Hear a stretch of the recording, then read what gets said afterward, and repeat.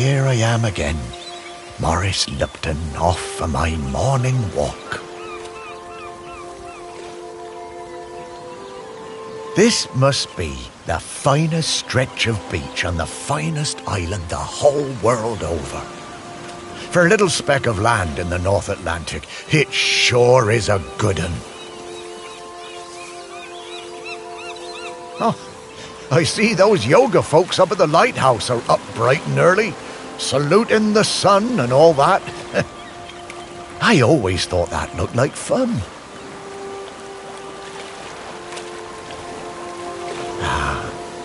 But this walk isn't the same without Sparky. She did love chasing that tennis ball. Oh, Sparky, I miss you, girl. The crater's definitely been smoking more than usual lately.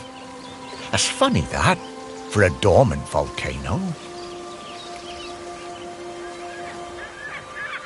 Shelmerston used to be a quiet place. You'd only come here if you liked fishing or bird watching. But since the new ferry service started, we get loads of tourists. But what you gonna do? It's always changing. Yep, Shelmerston's a smashing place. I'm lucky to call it home. The bench! Yeah, this is, it's my bench. The museum paid for it because I was the curator there. Yeah, and they did that to remember me because, oh yes, I am dead.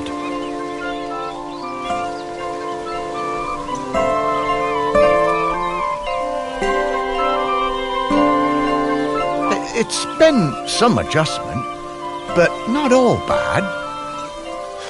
Yeah, I should probably go and check on the museum, actually.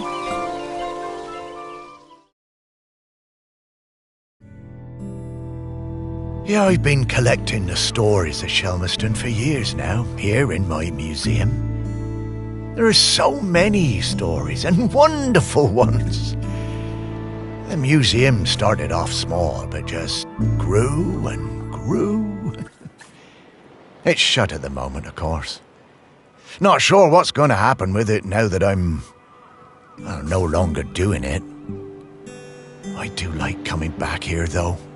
Gives me a bit of purpose, which I've really missed since, becoming dead. Oh, one thing that's been keeping me amused. Since I've been dead, I found I can do some, new things.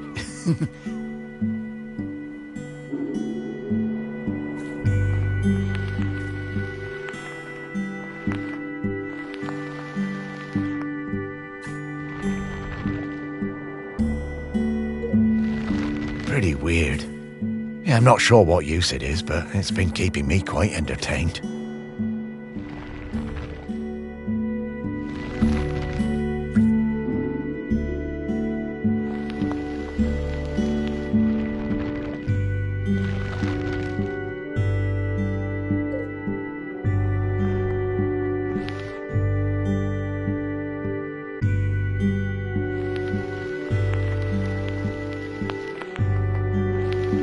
But the novelty's worn off. It's been, I don't know how long exactly, but an awful long time since I've had anyone to talk to. Well, anyone who talked back, anyway.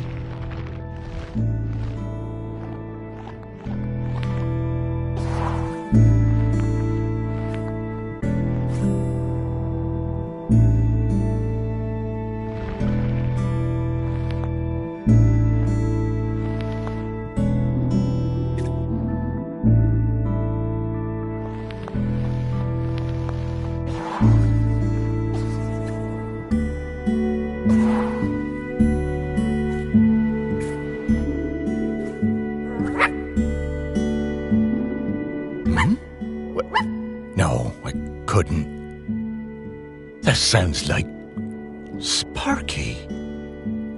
Is that you?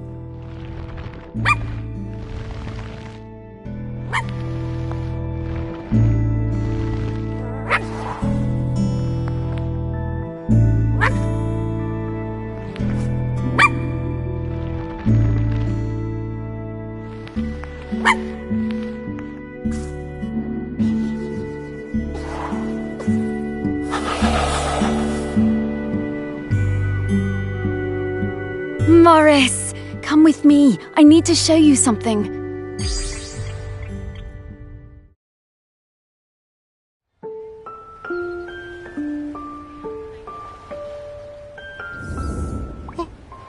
It's Sparky? Morris, you worked it out. You can talk? Well, I could always talk. You just couldn't understand me. And you can hear me? Well, sure. You are talking, aren't you? Oh, Sparky! What is it, Morris? It's been so long. I thought I'd had my last conversation. Oh, I'm so very glad. I'm glad too, Morris. I've been waiting for you. We need to go... Oh, wait. Are you really my Sparky? My Sparky girl? Mostly. The best bits. But listen, I don't know how long before the volcano erupts, but it's not long now. The volcano? Erupting? But it's dormant. No. It has been dormant because of the custodian. But the custodian is weakening and we don't know how much longer they can hold on. The custodian? What are you talking about? Shelmerston is volcanic. It's supposed to erupt every once in a while. The only reason it hasn't is the custodian, keeping the island calm. Custodian keeping the island calm? Take your time, Morris. Dogs are better at understanding this kind of stuff than humans. The custodian is a ghost. Yes! Now you're getting it. The custodian is a ghost who appeases the island, keeps it safe to live on. But the current custodian has been doing the job a long time and really needs to retire. And the island needs a new custodian. That's right. It's up to us to find a new one. There are 5 prospects that I know of. 5 ghosts still hanging around the island who haven't gone into the west yet. We need to find them and see if they'll take the job. What if none of the prospects wants it? If the current custodian fades away and there's nobody to commune with the island's spirit, well, that would be bad. Bad how, Sparky? Volcano bad. You've seen how it's smoking. We don't have long now. Well, could I be the custodian? Oh, I wish. But Ghost Code 342B dictates that the custodian must be a ghost who has been dead on this island for at least 1,000 days. And we don't have that long. Ghost Code 342B. Yeah, well, I suppose that makes as much sense as anything else. Right. Let's get going, Morris. Our first prospect is Peter Noach. Oh, yeah, from the yoga centre. Yeah, he died a few years ago, didn't he? Yeah, I remember his funeral on the lighthouse. Yes, that's the fella. He always had those funny green treats. Let's go pay him a visit.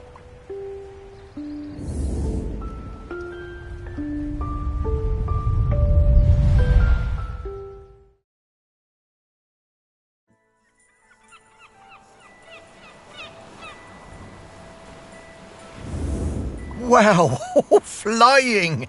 Oh, this feels nice. What? Oh, right. Oh, you kind of forget about it after a while. I always was impressed with this yoga centre. Pete seemed like a chap who went through some tough times, and creating this place really seemed to help him. Yep, and it's still going strong. They're always busy with folks from the mainland. Yoga centre run by a robot. How things change. Well, it seems to be working out, though. So, now Pete's a ghost, so how do we find him? Well, remember that clue I sent you from inside my urn? The tag? Yeah. Right. So that was something special to me while I was alive that helped me channel my ghost. A kind of memento. So we need to channel the ghost of Peter Noach. And to do that, we need to find his mementos. And how are we going to do that? By looking into the memories of those who loved him best. People with memories of Pete will have little thought bubbles coming out of their heads. Those are a sign you'll be able to dive into that person's memory. I suppose that's hardly the strangest thing I've heard today. Oh, Morris, just you wait. Now, to recap. find people who are close to Peter, view their memories, track down the mementos, and then leave the rest to me. So people, then memories, then mementos, then Pete. Yeah, think I get the idea. Okay, let's go.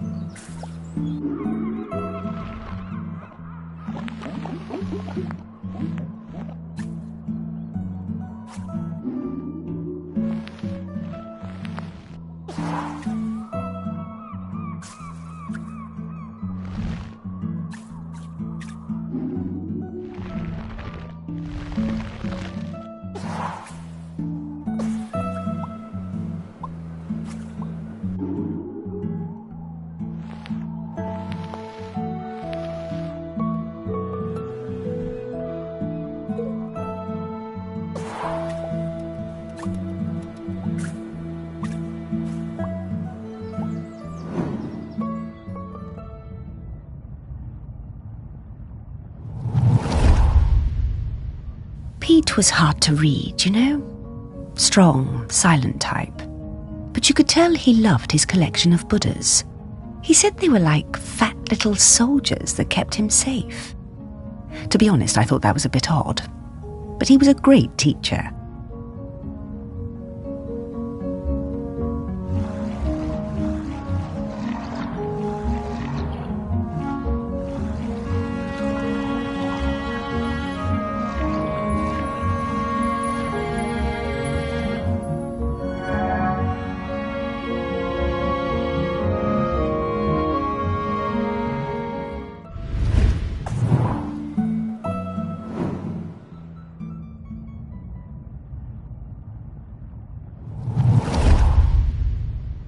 Pete was hard to read, you know? Strong, silent type.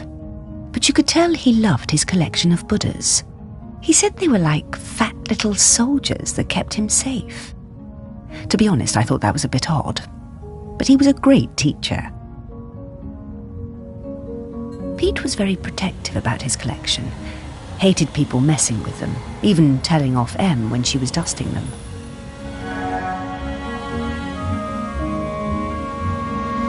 One day, one of the Buddhas went missing. Pete was distraught. Not much affected him, so it was a shock for everyone to see how upset he was. All of us at the retreat spent the whole afternoon searching, but we never found it. To cheer him up, Em bought Pete a little toy robot. You could tell Pete was delighted.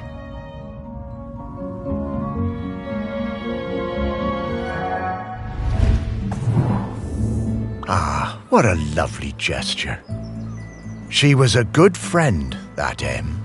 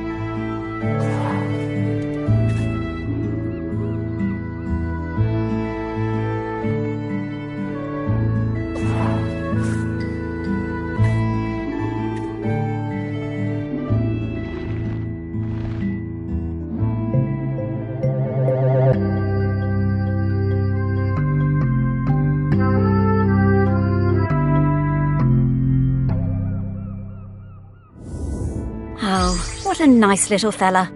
I'm glad we found him.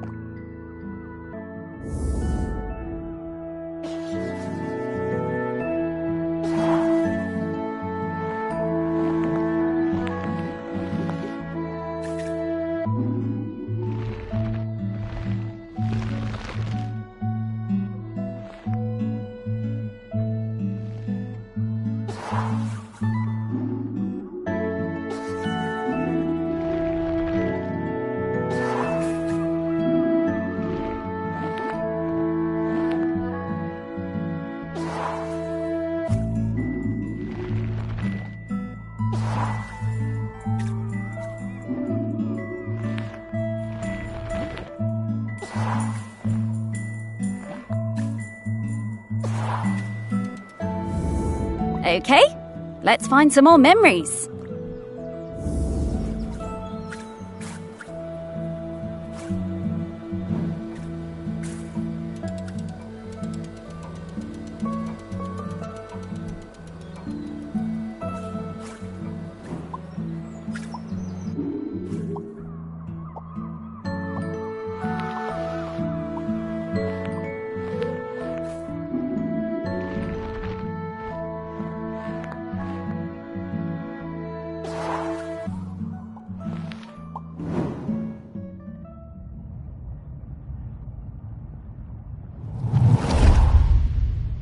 I just got divorced and really wanted to go on a golfing holiday, but my best mate Tammy somehow talked me into doing a yoga retreat instead.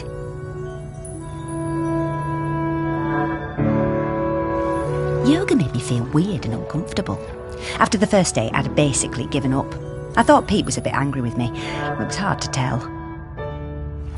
Exploring the lighthouse, I came across Pete's set of clubs.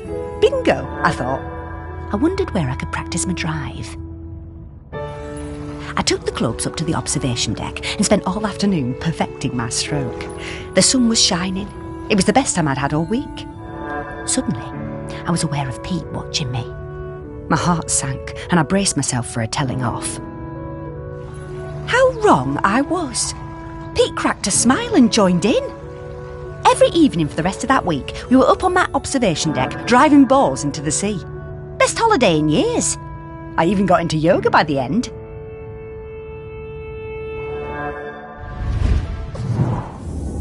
I guess old Pete had a light side after all.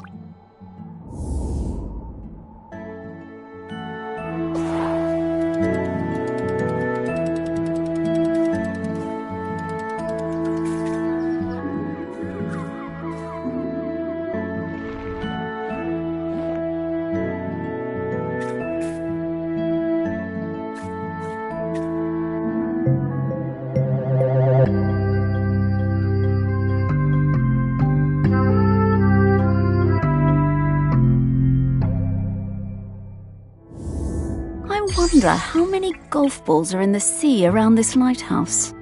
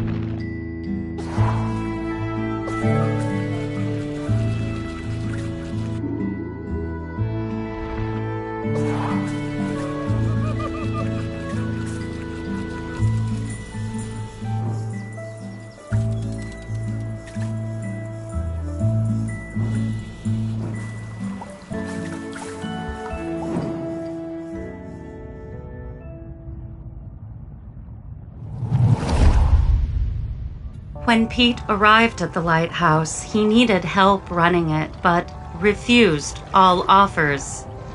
Eventually, fearing the possibility of a shipwreck, Trinity House sent me to Shelmerston to help keep things running smoothly.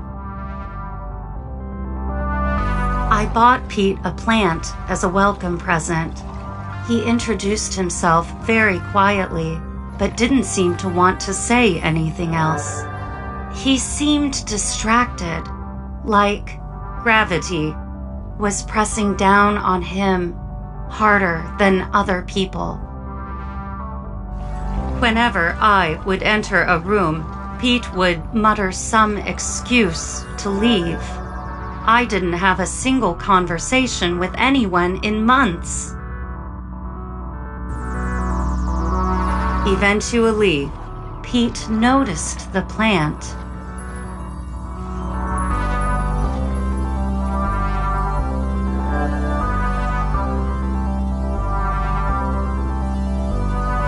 Then, Pete noticed me. That was the start of what became this plant room. We spent hours in here over the years, sowing seeds and tending our plants together.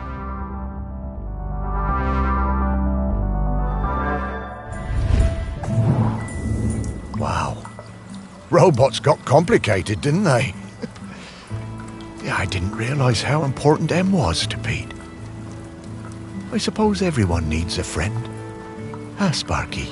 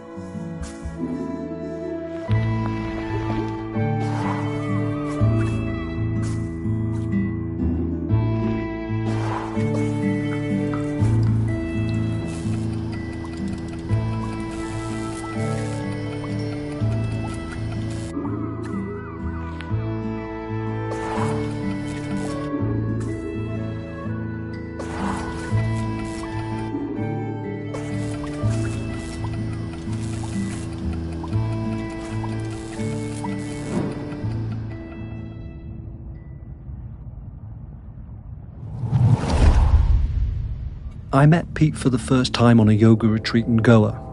He was the best yoga teacher, but very reserved. I noticed he had some army tattoos. I wanted to ask about them, but he would never talk about himself.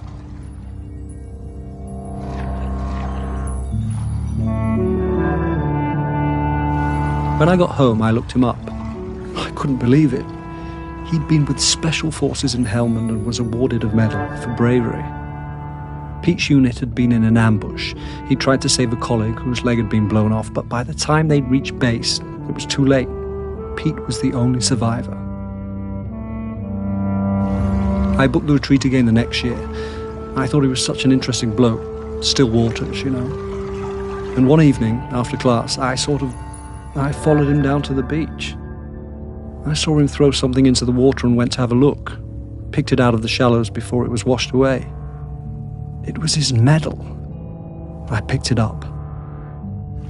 I went back to Goa the following year, but Pete wasn't teaching and it just wasn't the same.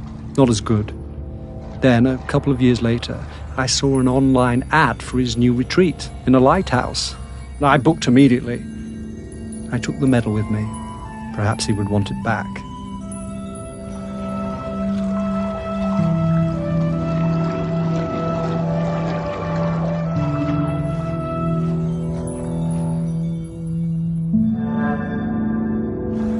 It was the same Pete Noach, and if anything, he was an even better teacher. One coffee break, when I got him on his own, I brought up Helmand in conversation. I wish I hadn't. It was like a shutter coming down. I didn't mention the medal. I kept coming back for the yoga, and over the years I saw Pete mellow. I think the lighthouse was doing him good. He even cracked a joke with the group once in a while. So, that summer, the one before he died, I decided to act. It was the day I was leaving and I showed him his medal. There was a moment of total surprise. I was worried then. But he took it. He turned it over in his hand. The poor guy was lost for words. He gave me a nod of thanks and slipped it into his pocket. I'm glad he got it back. Oh, Pete. I had no idea.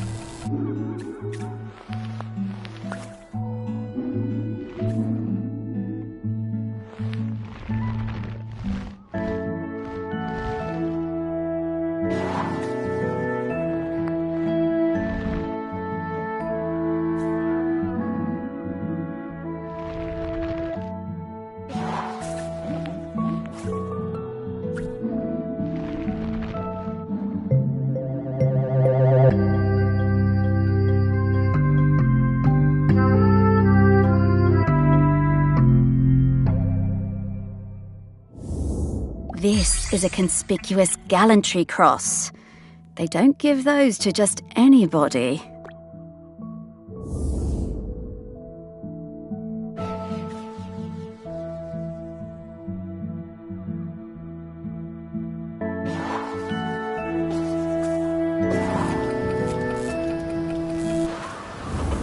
Hey, I'm starting to pick up the scent of something else here.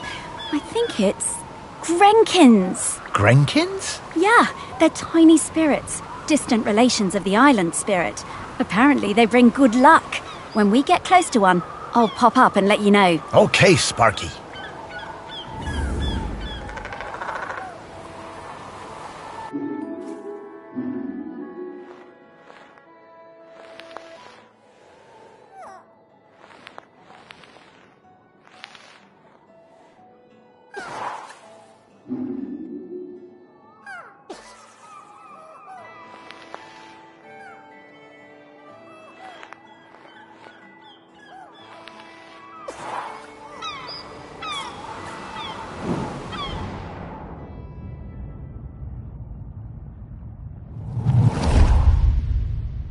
I was getting ready to lay my egg.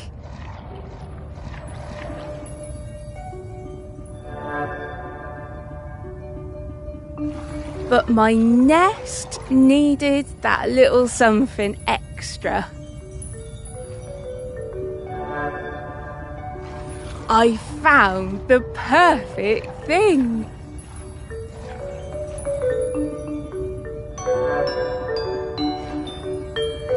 The human and that metal beast seemed quite agitated at their loss.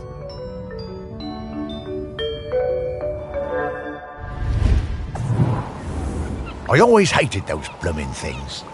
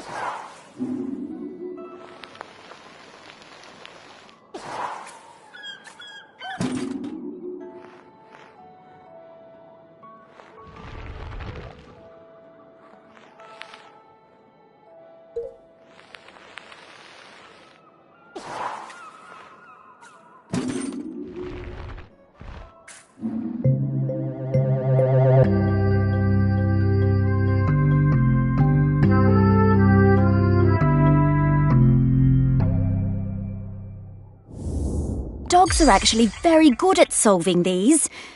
They're just hard for us to turn.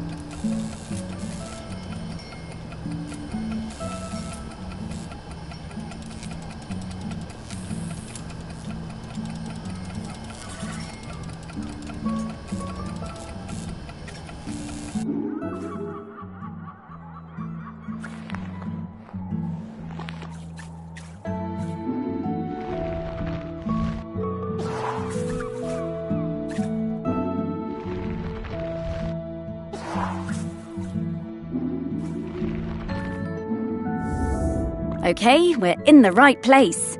But now we need to slice and rotate this object to just the right spot to get the Grenkin out.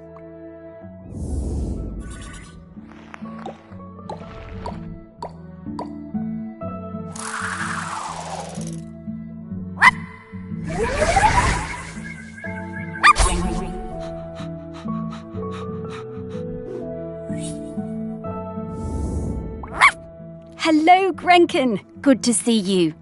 Morris, these spirits have been on Shelmerston for thousands of years, and they bring good luck. We should definitely keep finding them.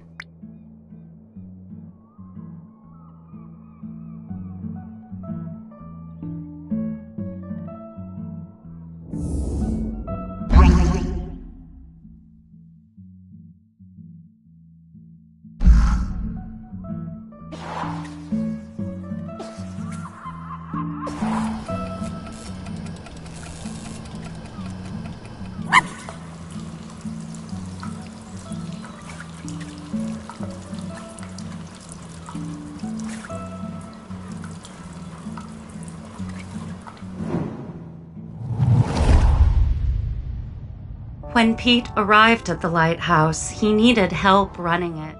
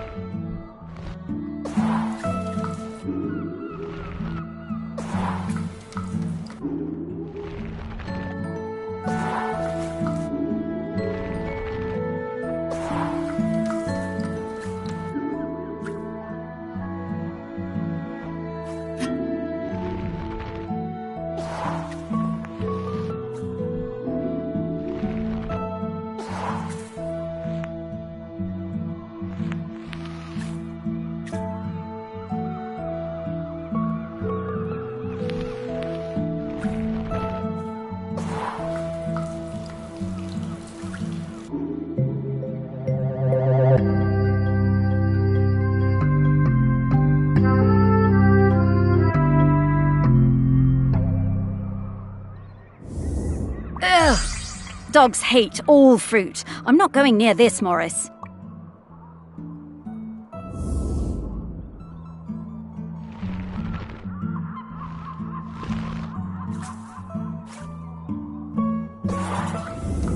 Okay, that's all of the mementos.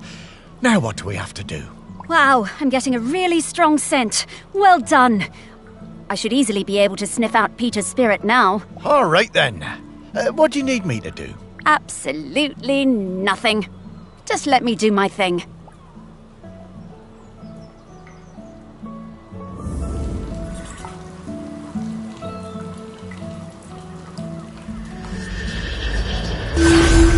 What in the world? There's many things in the world you haven't seen, Morris. Those things, Yep. I mean, yep. Those are all of Pete's fragments. I just need to round them up. Go get 'em, girl.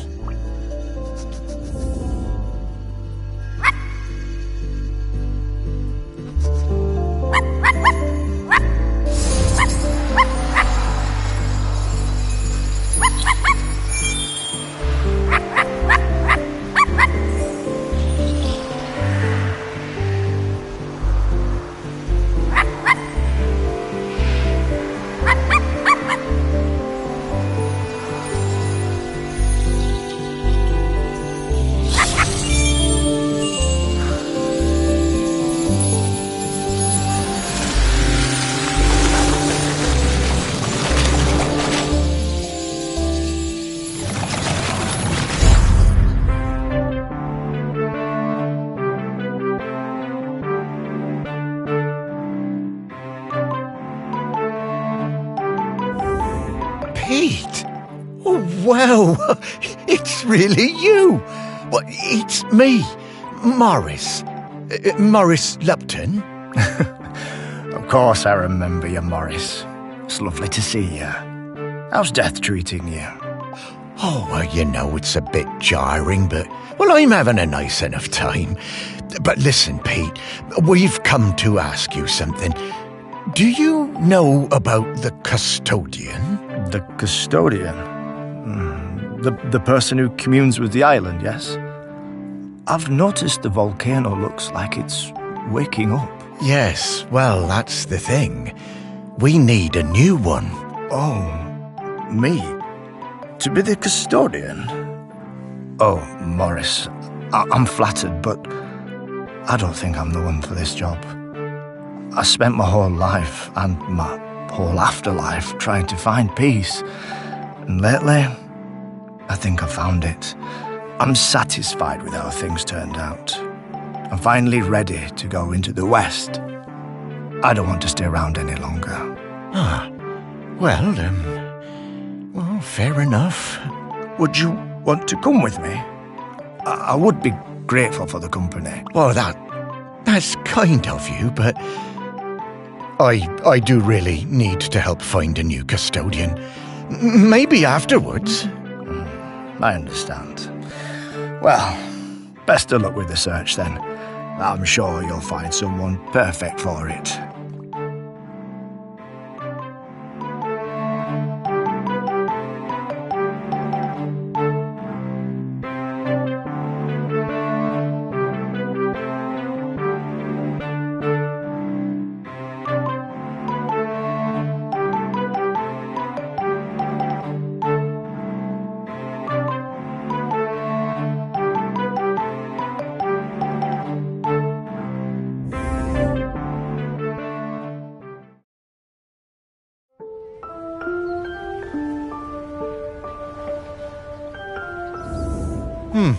Well, that didn't go well. Oh, no worries, Morris. Plenty of other prospects. Well, 4. Hey, Pete mentioned going into the West. What is that? Oh, well, that's a very complicated question, Morris. Just think of it as leaving all this behind, which is not something we can do now. We need to go find Val. They're opening the sculpture park today. Oh, is that opening already? Time certainly does move a bit quicker once you're not in the world. Talking to people, it all feels so distant. Though, if I'm being honest, I suppose I was a little buried in the museum those last few years after, well, you know. You might say I started living like a ghost well before I became one. Oh, you weren't a ghost, Morris. That museum is full of life, and ghosts can't give belly rubs anywhere near as well as you did, trust me. Now let's get going. We're gonna find Val. Ah, yes, Val. I do feel a bit sorry for her, having her home invaded by all these silly artists. Maybe, but at least we have a laird who's interested in doing nice things for Shelmerston. I suppose so. I was never sure about letting all those artists stay on Shelmerston, but I must admit that his heart's in the right place. Well, let's find Val then. After you, Sparky.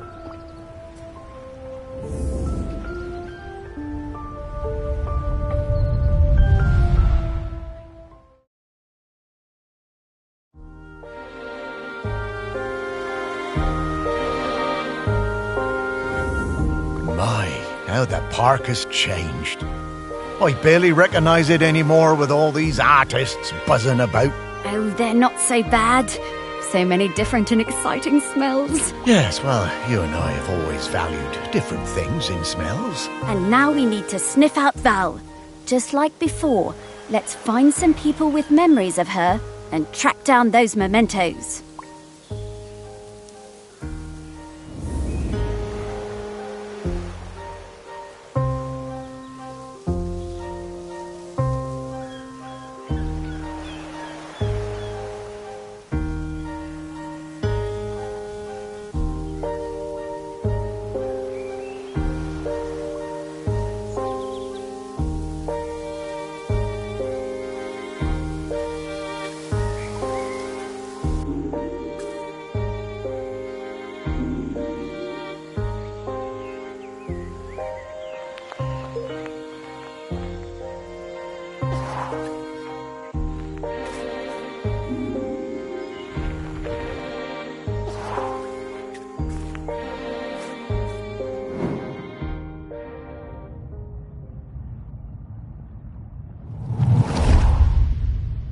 Gloves!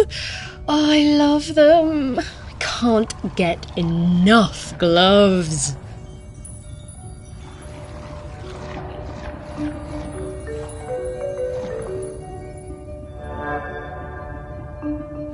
I stole a farmer's glove. I stole a fisherman's glove. I saw that girl out in my woods, riding that strange bumpy beast around again. She really seemed to love that awful creature. This was an opportunity I wasn't going to miss. Lovely gloves.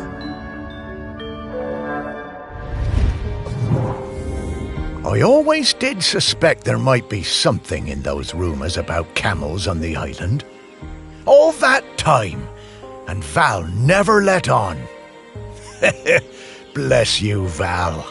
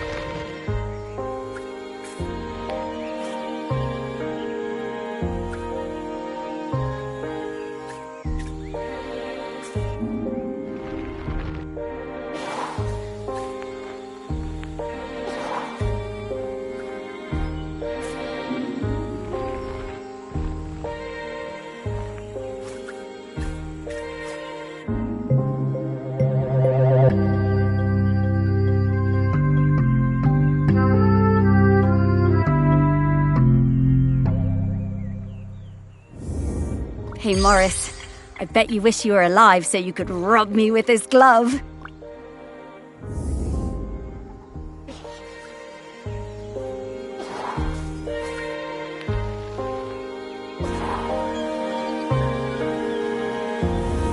I'm getting the scent of Grenkins again, Morris. I'll pop up to let you know when we're close to one.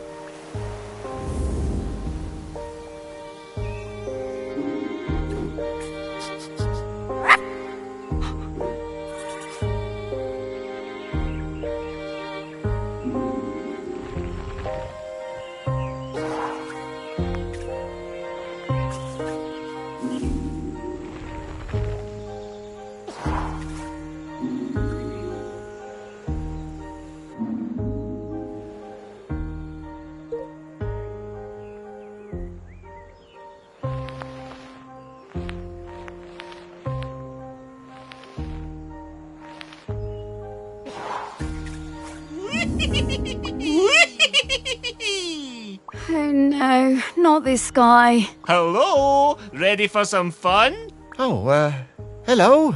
I'm Mr. Whitstable. Welcome to Mr. Whitstable's riddle game. Morris, we don't have time for this. Let's get back to work.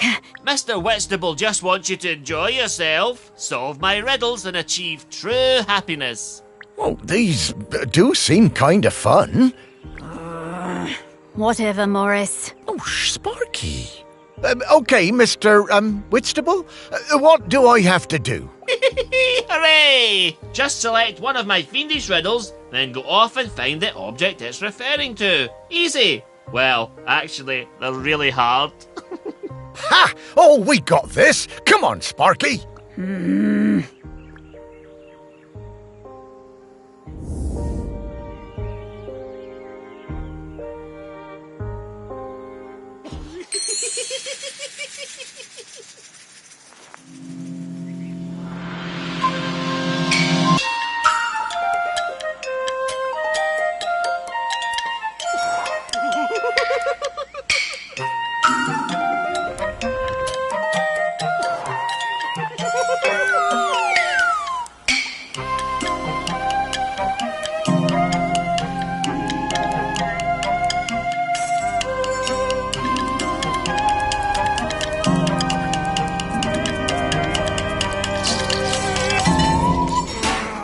Mr. Whitstable is not impressed. Oh, I'm sorry, Mr. Whitstable. These riddles are really hard. They are hard.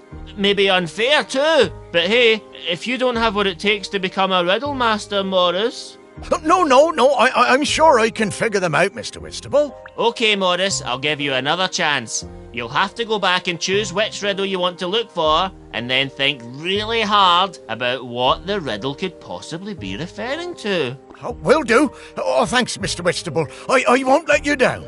Morris!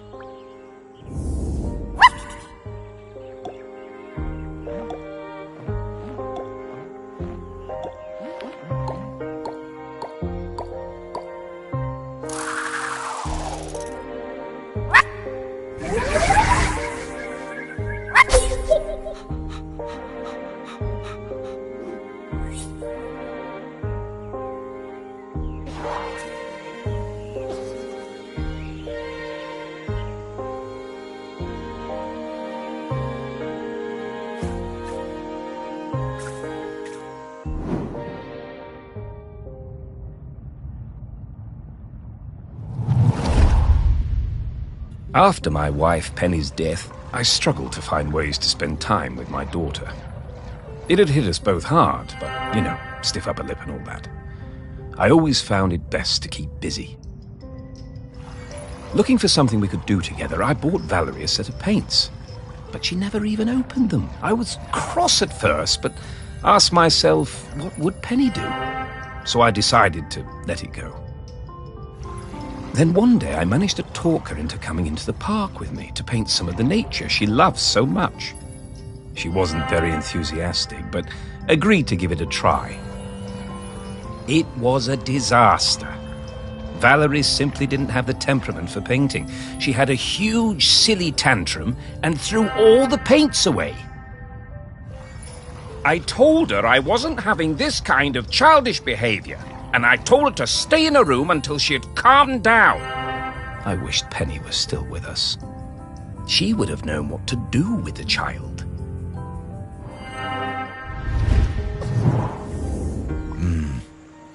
Very hard, that, to lose a parent. Was never going to be easy after her mum died, but he always did seem distracted with his fancy art projects.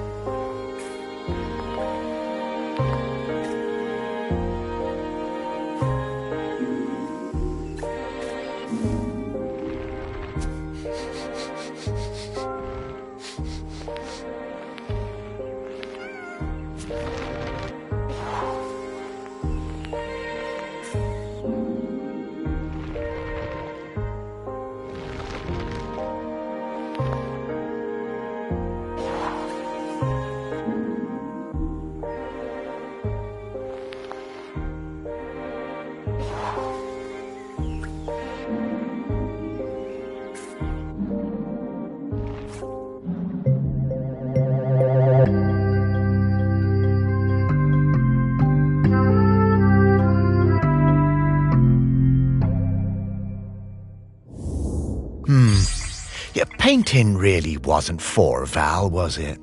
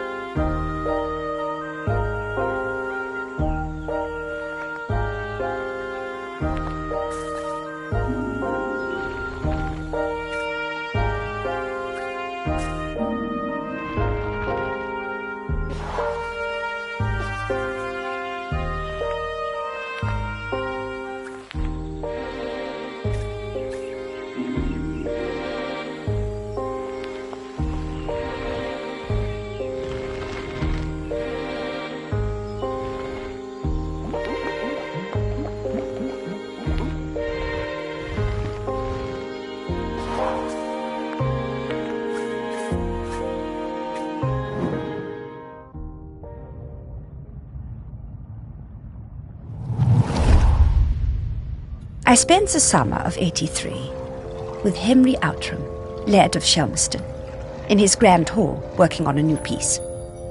It was supposed to be about the volcano, but once I arrived, I found myself particularly taken by all the vales around the island. Henry was a delightful host, always excited to have us bright young artists around, and always ready with a charming question or a fortifying glass of something. His daughter, I think her name was Mallory or Valerie or something, was usually outside roaming the grounds. Henry said she was discovering herself and learning self-reliance through independent play. She seemed feral to me. One day, I came across the perfect finishing touch to my sculptural masterpiece, but it turned out to belong to the wretched child. I tried to explain to her why I needed it, but she snatched it away and walked off. I went to Henry, thinking he could make her give me the boat, but to my astonishment, Henry told me it was up to her if she wanted to give it to me. Henry called his daughter and we all talked about it. When Henry suggested that maybe I could buy the boat, her little eyes lit up. It cost me £200 for that little wooden boat, but it was worth it.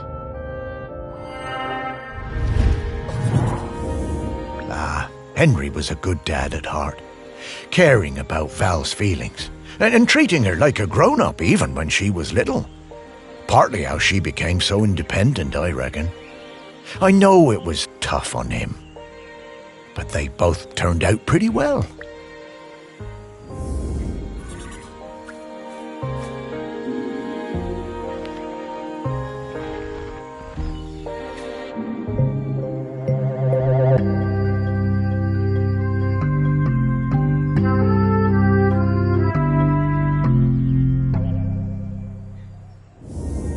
I wonder how many people even saw this.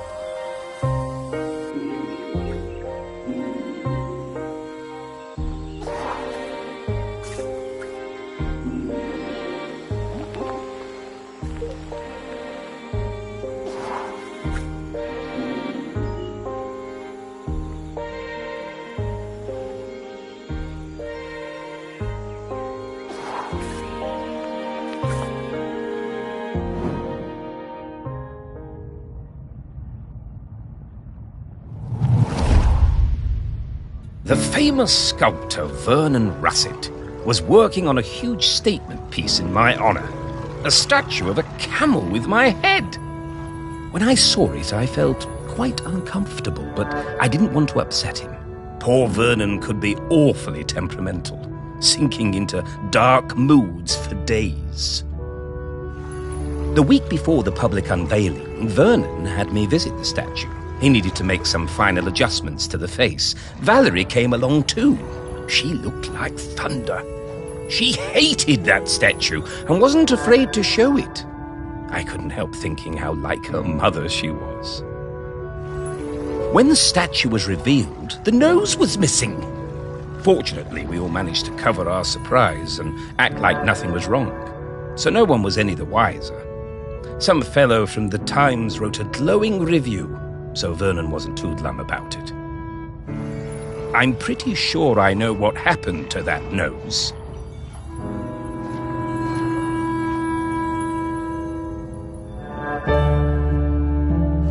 Aha, the old Outram spirit.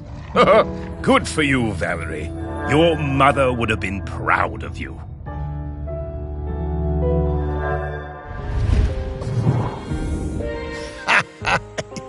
Yeah, Val told me about this.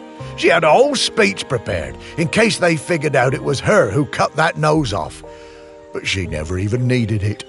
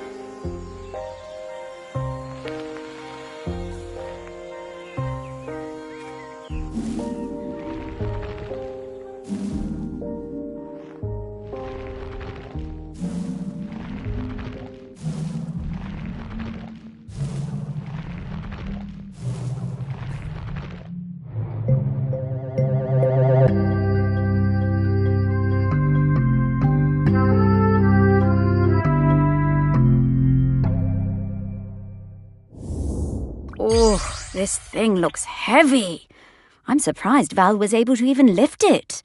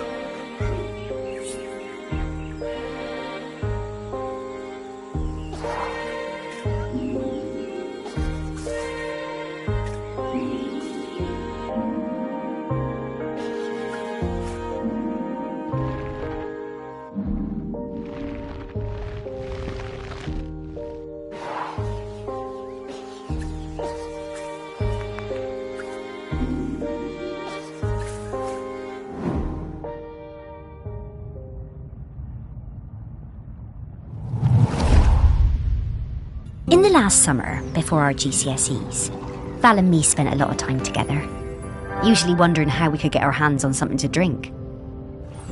No one on this stupid little island would serve us, though.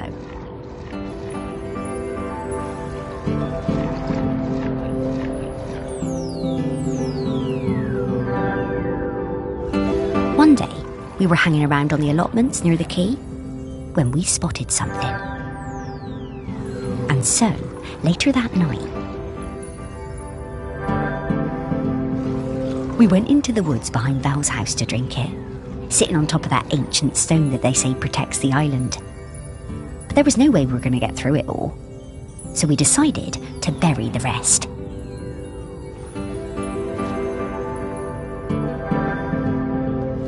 A few weeks later, we went to dig it up again, but couldn't remember where we'd dug the hole.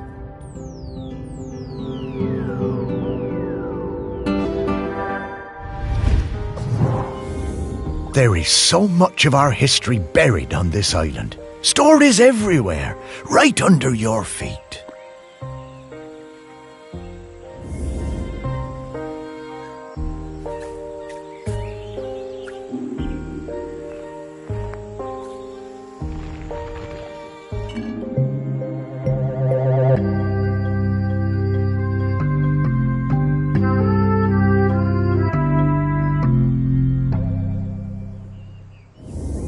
Wow, Morris, this smells incredible. I'm getting scallops, I'm getting peaty bogs, I'm getting roast lamb. Woof!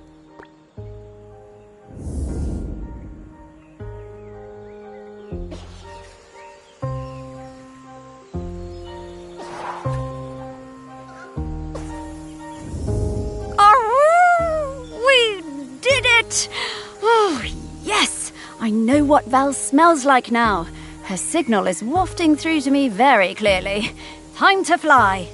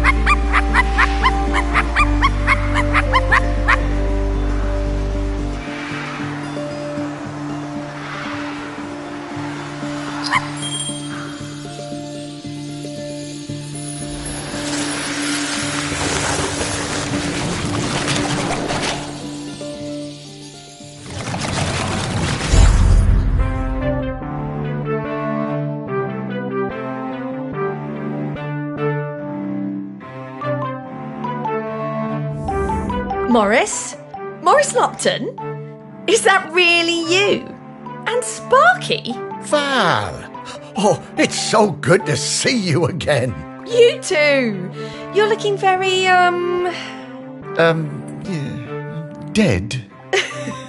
Yeah. But quite good, considering. Hello, Val. And Sparky talks now. Death certainly has been strange. What brings you by? Well, we're trying to find a replacement custodian. You've surely seen the volcano. Oh, yes. Poor Aggie. Must be very tired. Aggie? Aggie is the current custodian. Oh, well then, yes. We were hoping you might replace Aggie. Oh, Morris. That's some ask. Oh, you can do it, Val. I'm flattered. But those are enormous shoes to fill. And I'm not like you, Morris.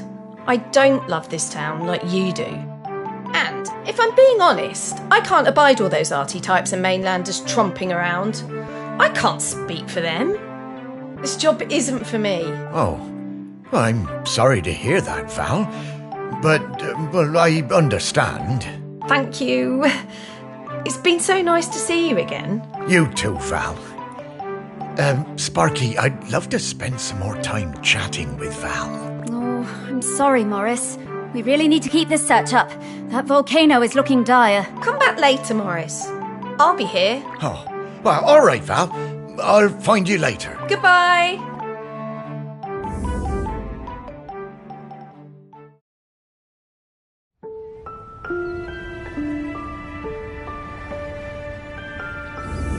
Oh, slow down, Sparky.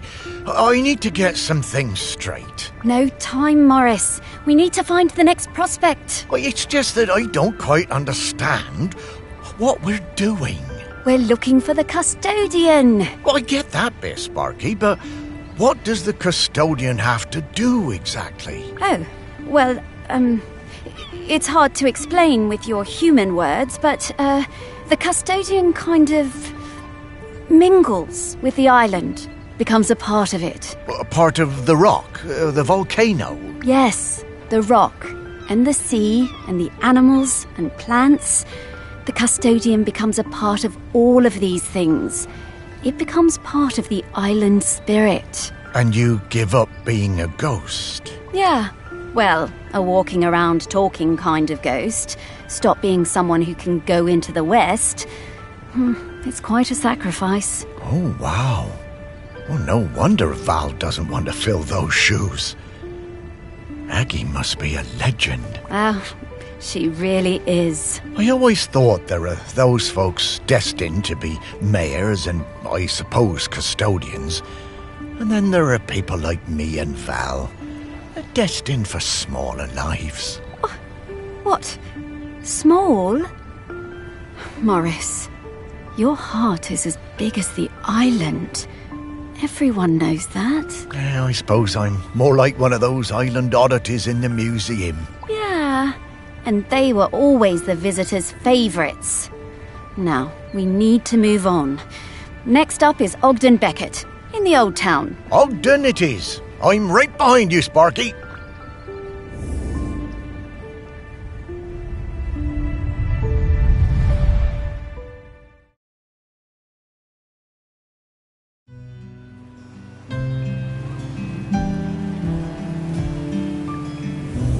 So, Ogden next, eh? I'll be glad to see him again. His music always hurt my ears, but he was good at chin scratchers. Oh, lovely guy. Oh, look, the ferry's coming in. There'll be loads of tourists all over this quayside soon. Well, I suppose they won't get in our way much anymore, eh, girl?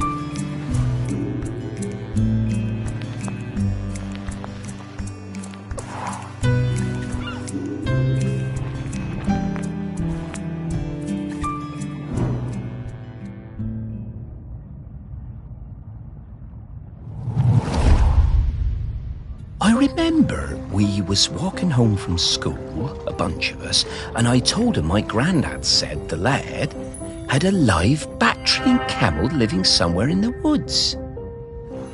Everyone laughed, but I told them it was true. Ogden didn't believe me. Someone would have seen it. He dared me to climb in and prove it. I told him he'd have to come with me. Sneaking past the big house, we were almost caught by the gamekeeper and had to run, hell for leather, for the woods. We reached the trees out of breath. I was bent double and leant against a tree. Ogden had better breath control and he recovered quickly. He saw it first. The clouds parted, the moon shone down. The next day we were kicking ourselves. We had no proof.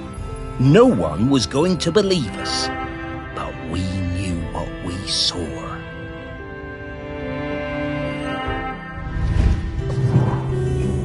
Oh, yeah, he was a couple of years above these chaps at school. Oh, and he's right.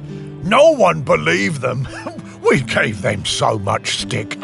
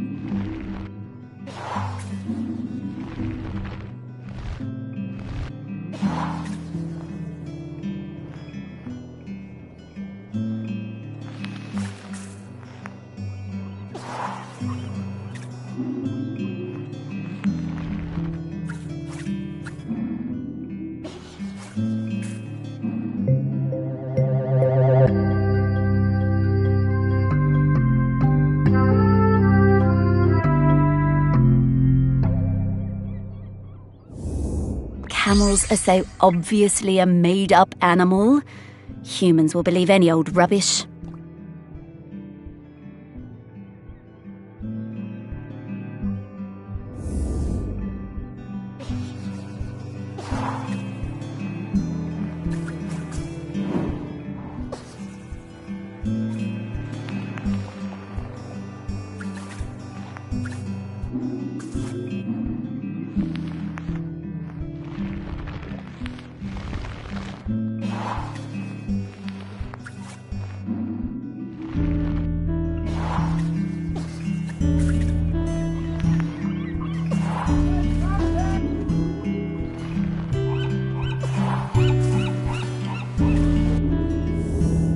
Getting the scent of Grenkins again, Morris. I'll pop up to let you know when we're close to one.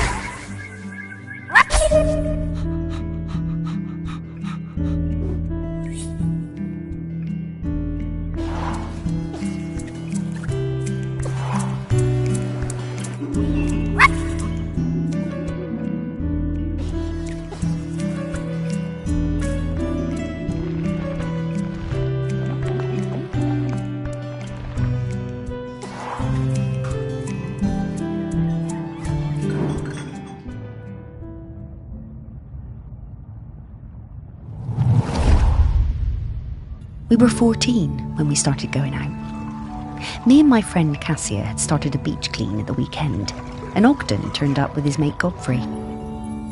I had no idea Ogden liked me. He was the tallest in our year, and we all fancied him. By the time we reached the little cove at the north end of the beach, he'd asked me to come to a concert he was playing in. I said yes. We'd been going out for a few years when I applied to Floristry College on the mainland. I didn't tell Ogden. I didn't believe I'd get in, and didn't want him to think I was trying to get away from him. Ogden might have looked mature and confident, but he was a gentle soul, not nearly as sure of himself as he looked. But I did get in, and he was gutted. I felt terrible. I didn't want to hurt Ogden. He said he didn't mind, but I could see he was covering. My last week on Shelmerston was really hard. Every time I saw him, it felt so strained, and I couldn't sleep.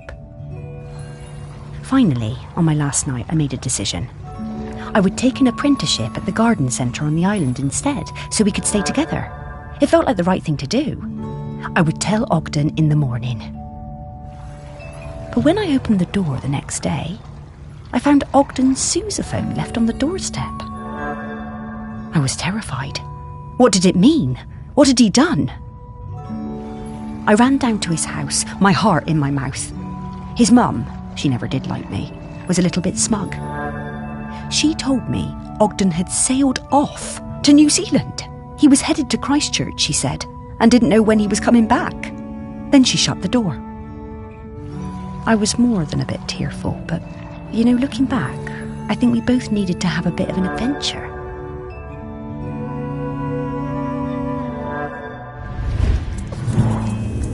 I spent a lot of time with Sally during this period.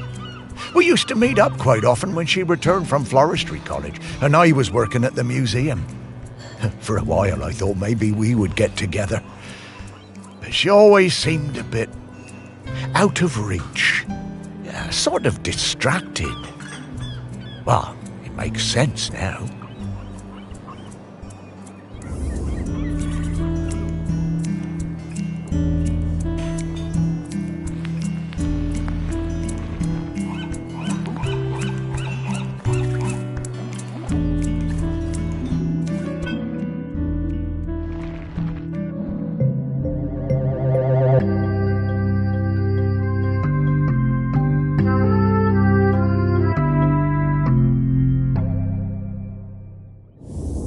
How did that get in there?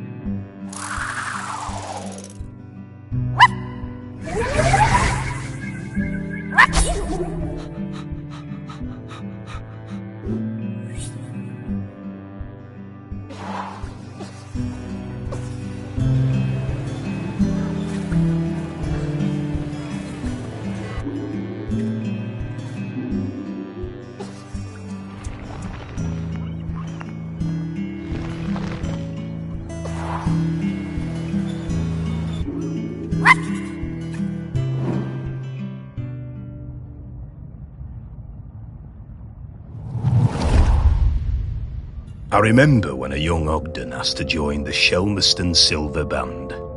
I recognised his talent immediately.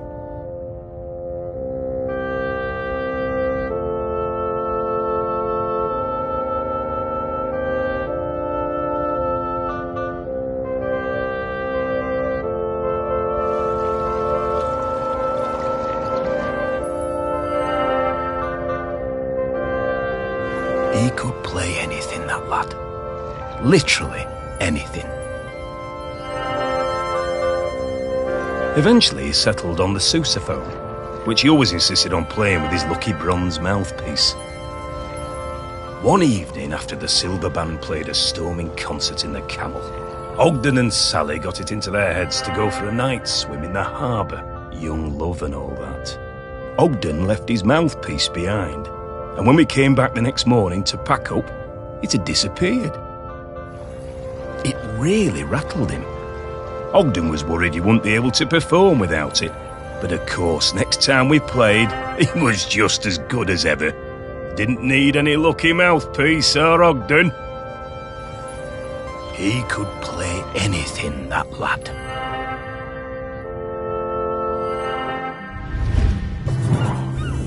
Ogden was so talented. A real virtuoso. Oh, I loved listening to him play. Ugh, speak for yourself, Morris. It was a terrible racket.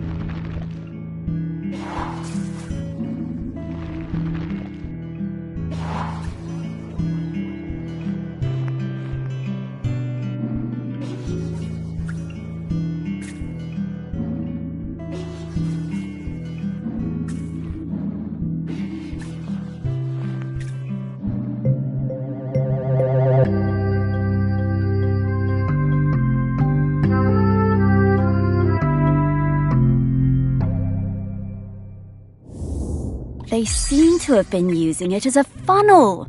These bootleggers are very resourceful.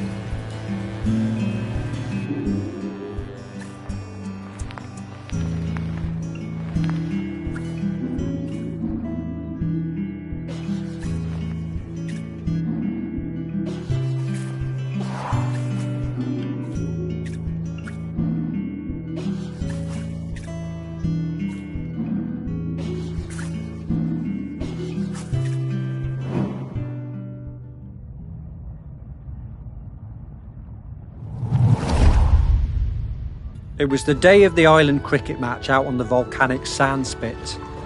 We had lost to Appledore for the past 3 years, and it was my first year as captain.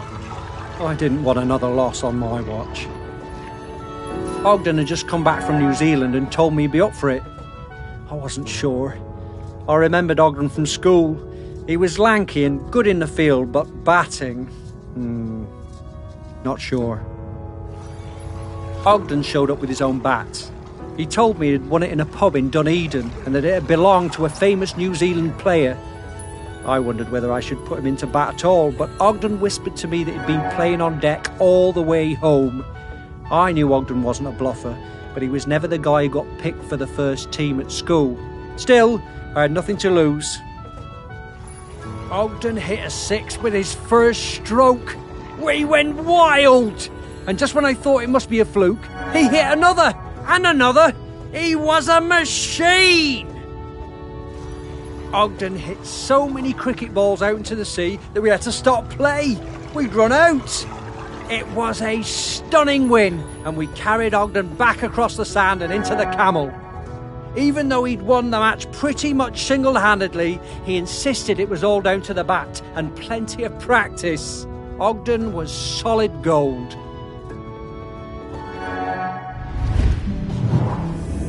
How's that? What a great day that was. And we've beaten Appledore every year since. Those poor chaps never did recover from Ogden's incredible batting.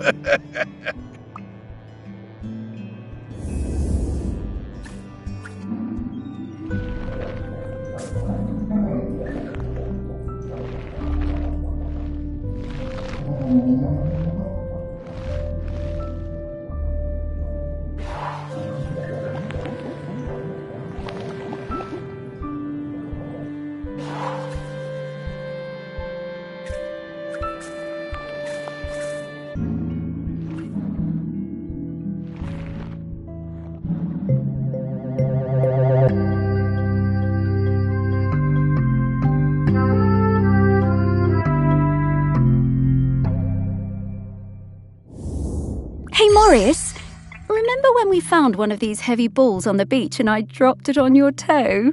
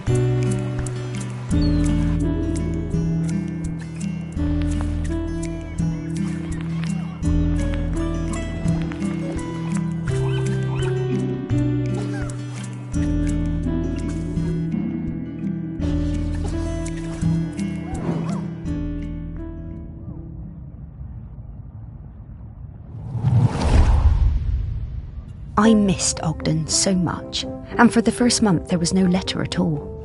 I took my place at college on the mainland without knowing how he was feeling. It was a shock how low it made me, even though I was working with flowers, my dream job. I threw myself into making friends and working as hard as I could. Then the letters started arriving, and it was amazing. Each one came with a penny from a different country. One from Valparaiso, another from Dakar. I wrote back and told Ogden about my course, trips to Kew Gardens, which were amazing. And Ogden told me about his voyage, watching when he arrived in Christchurch. He'd send me flowers pressed in his letters. I sent him a shell from home, and then he sent me a New Zealand halfpenny. It was my favourite. On one side was the head of a Maori tiki. Ogden told me it was lucky. I came back to the island, and when my father died, I opened up my own florist shop on the quay. I tucked the halfpenny under the front step for luck, polished up Ogden's sousaphone and put it in the window. They both brought me luck, and the shop flourished. One day, Ogden showed up at the shop, completely out of the blue. He told me there was nowhere like Shelmerston, and no one like me. I was so thrilled to see him, I asked him to marry me there and then. He said yes.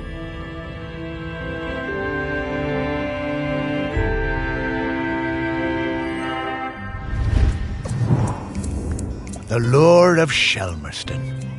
It always pulls people back when they try to move away. They were a lovely couple, Sally and Ogden.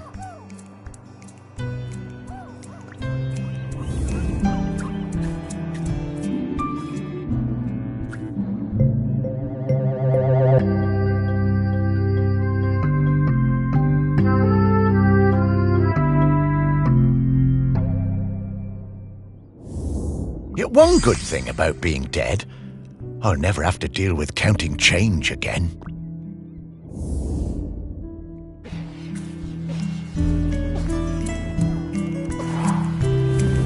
Ah, yes. A very distinctive odour indeed. I reckon I can find him from this. Here I come, Ogden.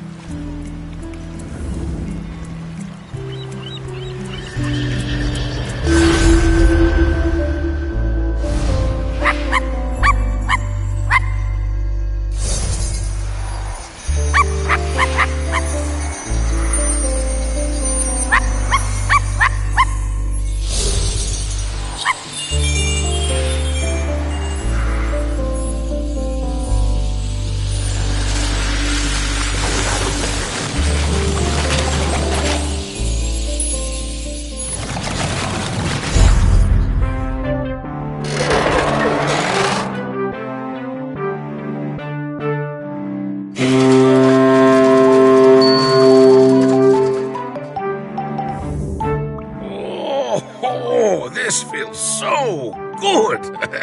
Terrific to see you, Morris. Oh, it's great to see you too, mate. Have a stretch, Ogden. We have a question for you. Sparky! Owner of the very finest singing voice on the island. What can I do for you?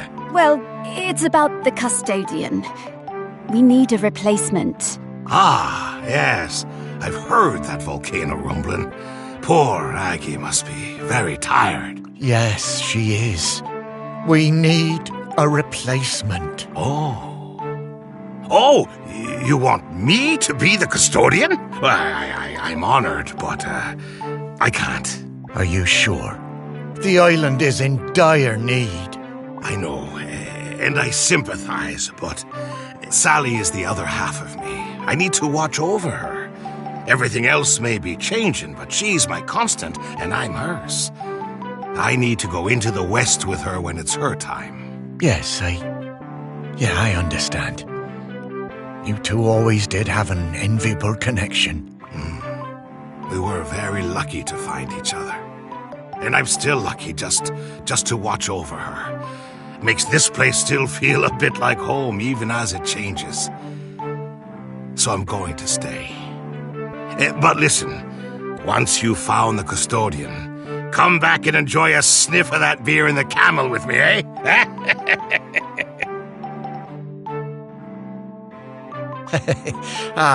Sure, Ogden. Well, see you around.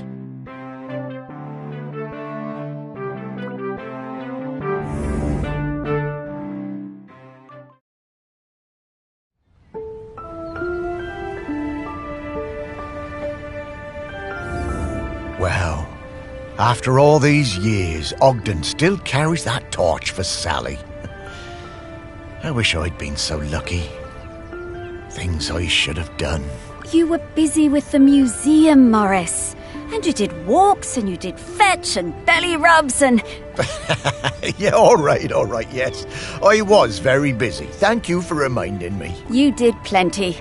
But now you need to find the next custodian. Hey, how long has Aggie been custodian? Oh, a little while now. You've met her, actually. I have? Well, her body, anyway. In the museum. What? Her body? In the museum? Oh, wait! That's right, Morris. The Bog Lady. The Bog Lady of Shelmerston. But that's Aggie? Mm-hmm. Well, that's her body anyway. Her spirit is all around us, of course. But Aggie is Bronze Age. 3,000 years. She's been custodian all that time? Yep. Wow. No wonder she's tired. More tired every minute. We need to get to the next prospect. Greg Litherland, at the campsite. Greg. Okay.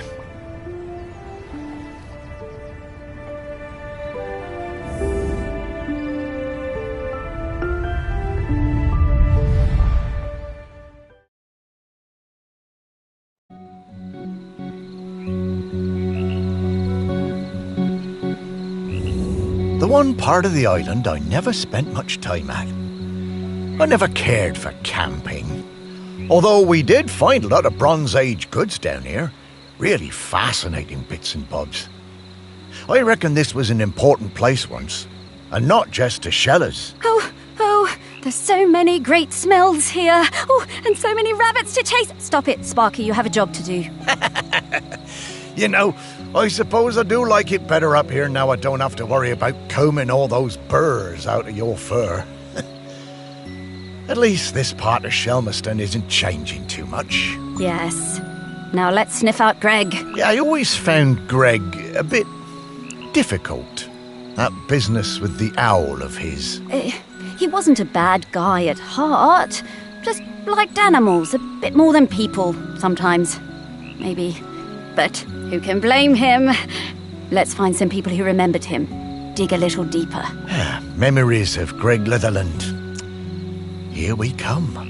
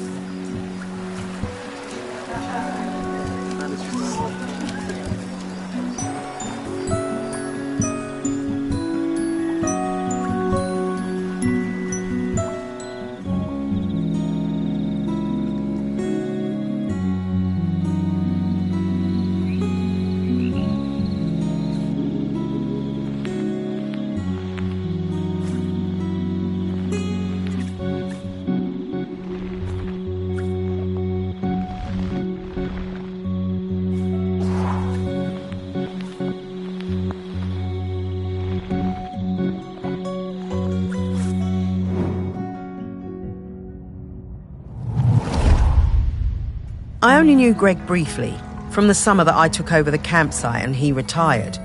He seemed harmless enough, if a bit strange, living in that nasty little caravan.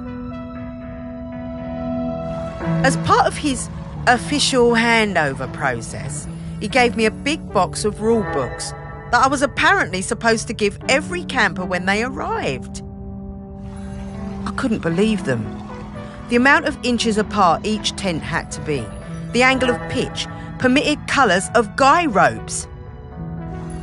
No skipping ropes, marbles, conkers or throwing games.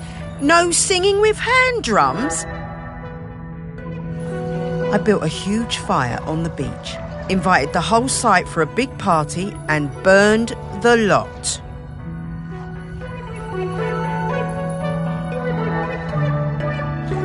But then, awkward, Greg showed up. I guess he'd been collecting some things from his caravan and came to see what the noise was all about. You could tell he wasn't comfortable, but he sat down and tried to make conversation. I told him how beautiful I thought Shelmerston was, and he started telling me all about the wildlife here and the best places to spot birds.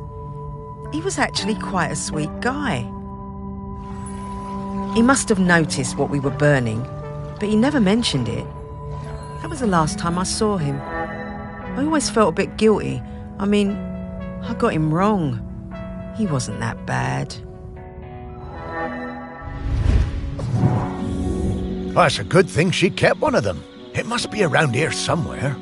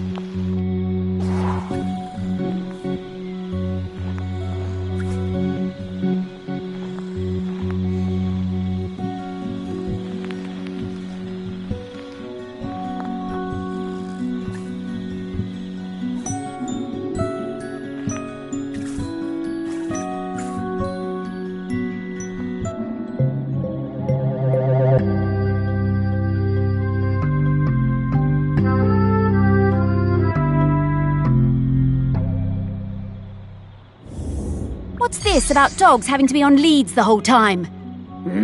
Outrageous.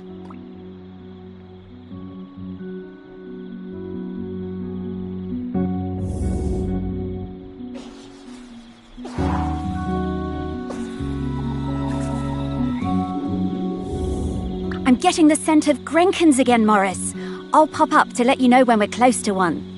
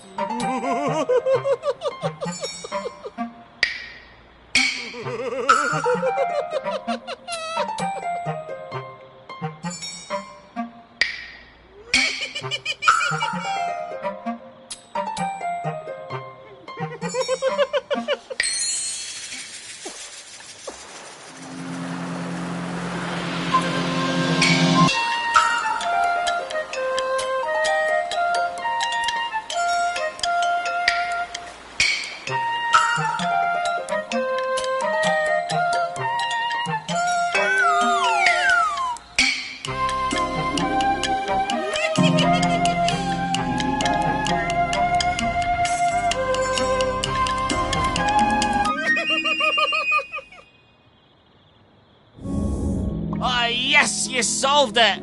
I did! Oh, that was fun! Solve more, solve more, solve more! Oh, okay, Mr. Whitstable. I'll try. Oh, for goodness sake, Morris, we just don't have time for this right now. Happy riddle hunting, riddle friends!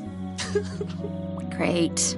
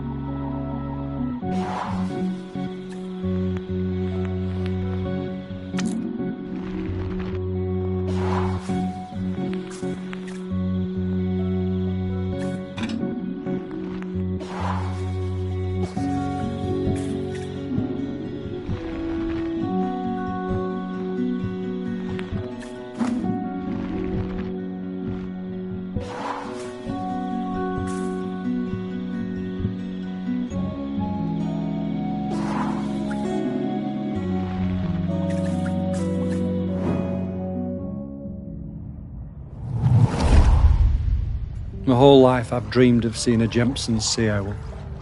One day, I read the news that a guy on this little island called Shelmerson had discovered one. I had to see it.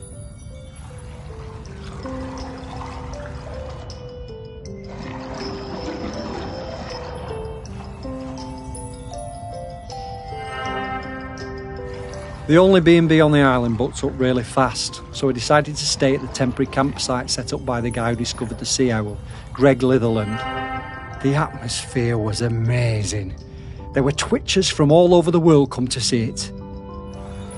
Greg had given the owl a name, David Abrahams. A bit weird, but I guess he was the one who found it. And because it had no mate, it was lonely, and he'd made a model female owl out of concrete. That was quite impressive. I got to know Greg a bit during my stay. He really seemed to resent all the noise and fuss on the island. His island, as he thought of it. And the irony was that he was the one who'd got everyone excited about coming to Shelmerston. Greg told us he'd take us up in groups to the owl's nest site, but I snuck up early with my camera. It saw me and it flew off hooting and I didn't get a picture. I was gutted. I had to make do with a picture of the model. It wasn't the same.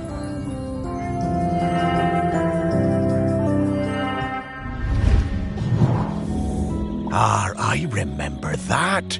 All those bird watchers suddenly arriving and nowhere for them to stay. I didn't think Greg had it in him to start a campsite, but he somehow pulled it together.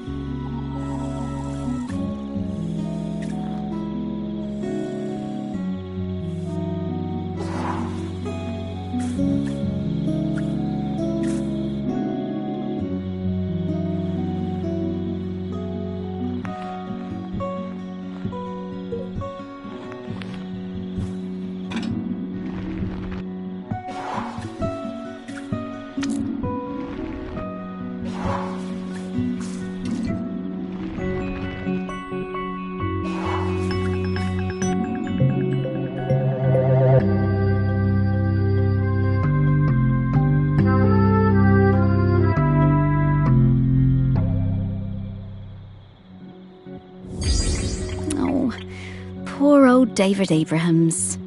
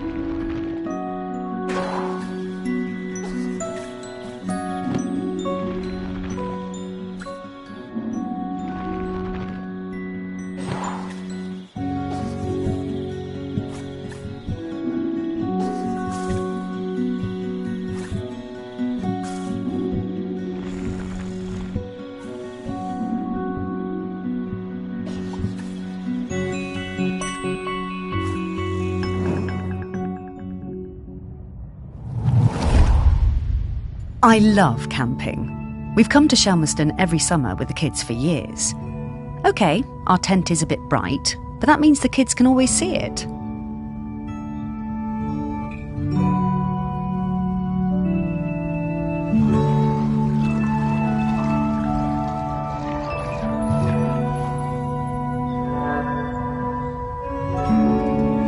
Greg seemed angry about everything this year.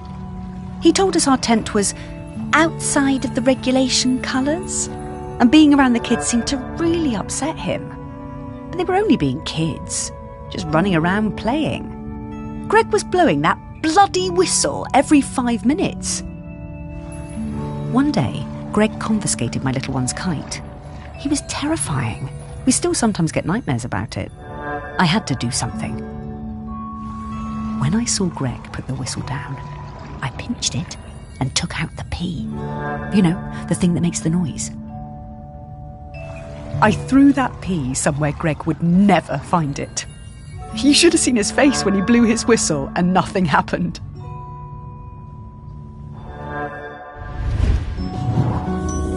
I always wondered how Greg managed to get so good at hand whistling.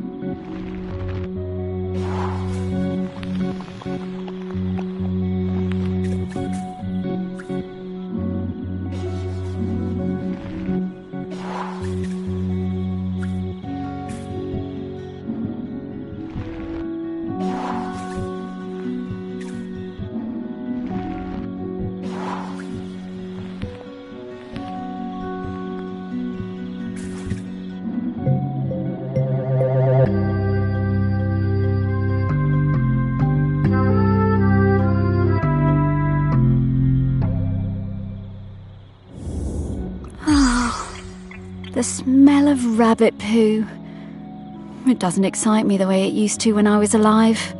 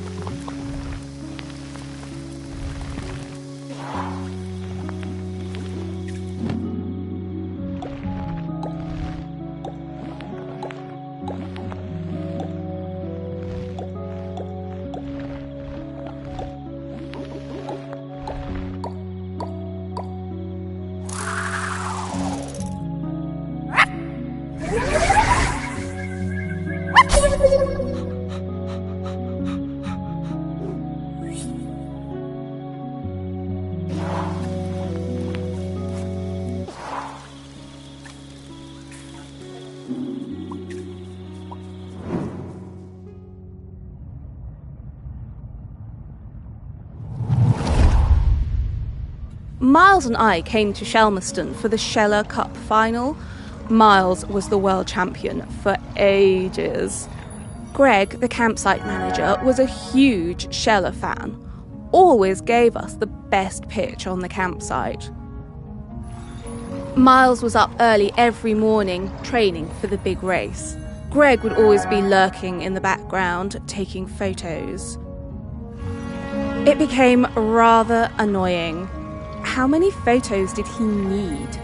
Oh God, and one time he turned up at our barbecue and wouldn't leave. The man could not take a hint. So, race day arrives and Greg is there with his camera, of course, getting in everyone's way. So Greg leans out into the track as the pack came past, Miles in the lead. And Miles goes crashing right into Greg. Total disaster. Miles goes down and Kwasi flies past him to win the race. Miles was absolutely gutted. He definitely would have won it. Later that night, all us Shellers were on our way back from the pub and we heard Greg outside his caravan, just sat by himself, crying. Miles, he was such a good sport, went over and spoke to him, invited him over to our camp for a drink. So then Greg came back and hung out with us, brought his camera and showed us all his Sheller race photos. And you know, that guy was actually a pretty great photographer. By the end of the night, Miles had forgiven him. Miles was good like that. Shellers? I've never understood the appeal of that. Seems bloomin' uncomfortable to me. Poor old Greg. He was always rubbing people up the wrong way, but he meant well. And he really loved this place.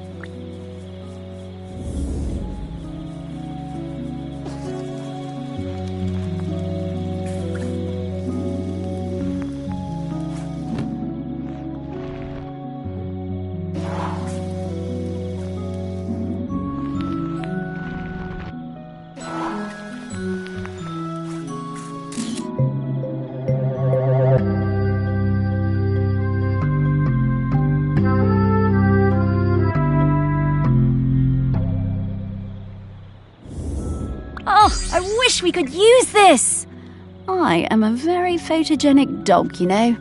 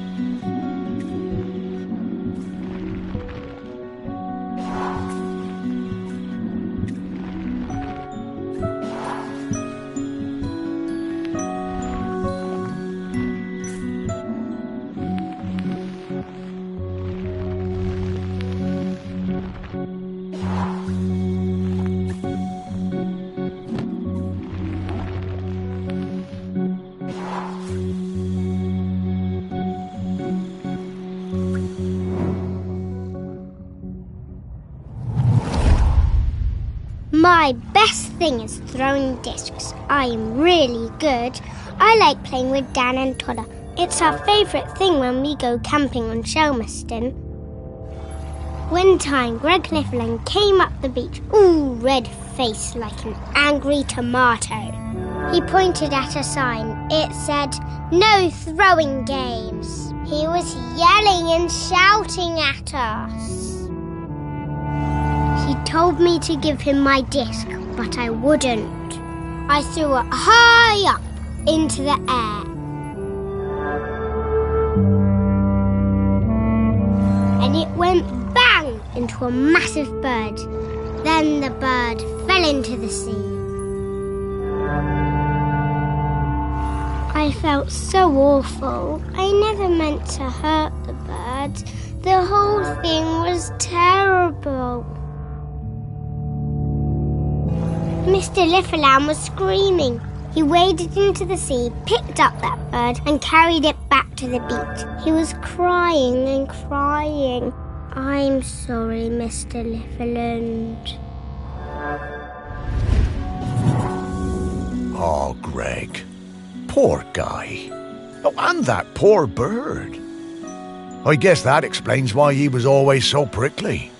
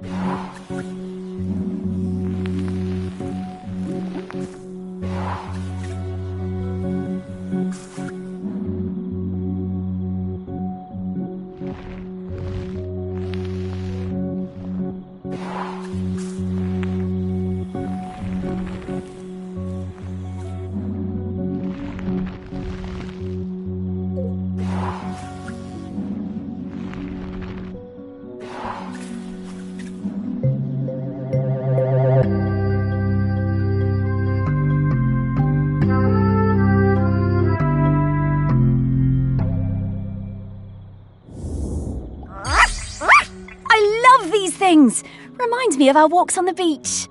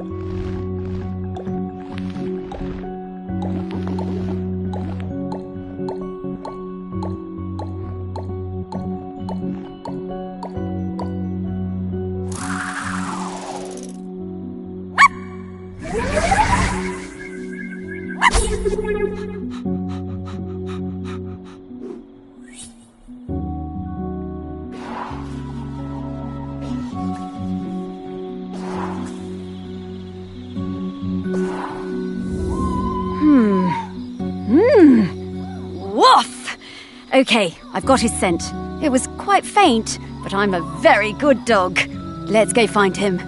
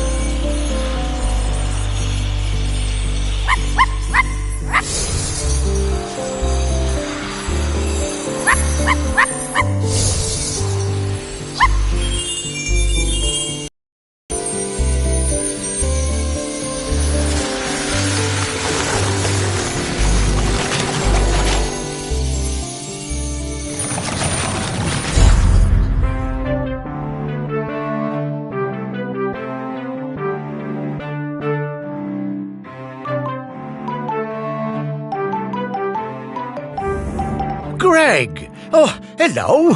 Morris, what are you doing here? Oh, hello there, pup. Hi, Greg. You can talk now. Rather prefer my animals when they don't talk. Yeah, Greg, we need to ask you, would you be interested in being the next island custodian? It's a very important job.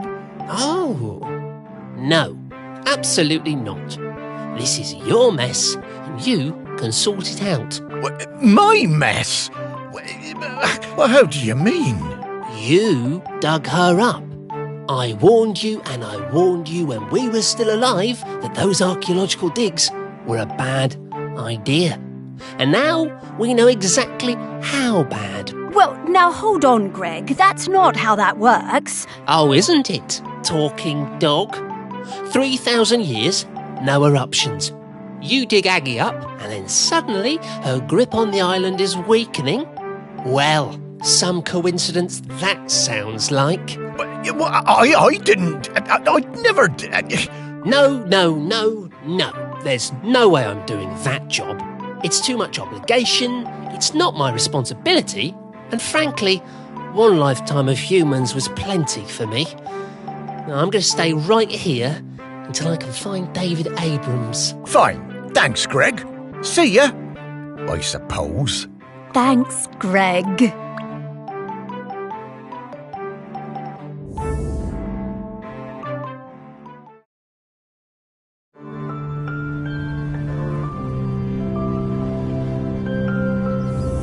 It's not looking good, is it, old girl? Don't worry, Morris. I hate it when you worry. It makes me nervous. Well, he's waiting for David Abrams. I guess I'm like him in that way. The most important person in my life wasn't technically a person. More like an island.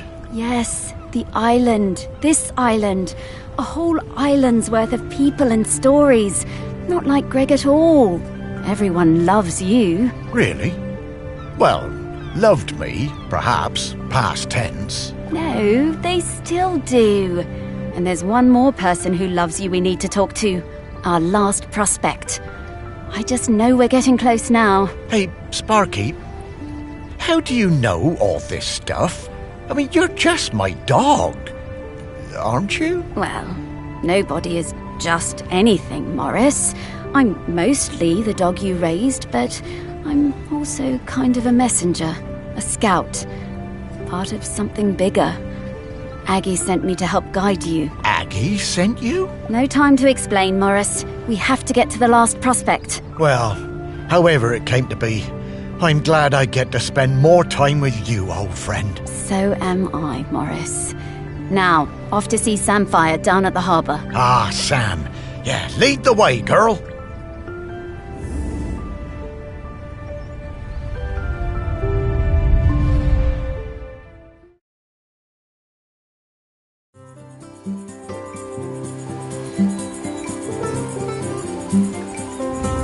Ah, the harbour. I always loved watching the boats come in and out. Never did get around to expanding the fishing exhibit, did I? You remember coming down here with me? I'd have liked it better if you'd have let me swim. I love your confidence, Sparky. But you always thought yourself a bigger dog than you actually were. Oh. Lots more boats than there used to be, though, aren't there? Certainly are. Shelmerston got busy. Though this is busier than even I remember.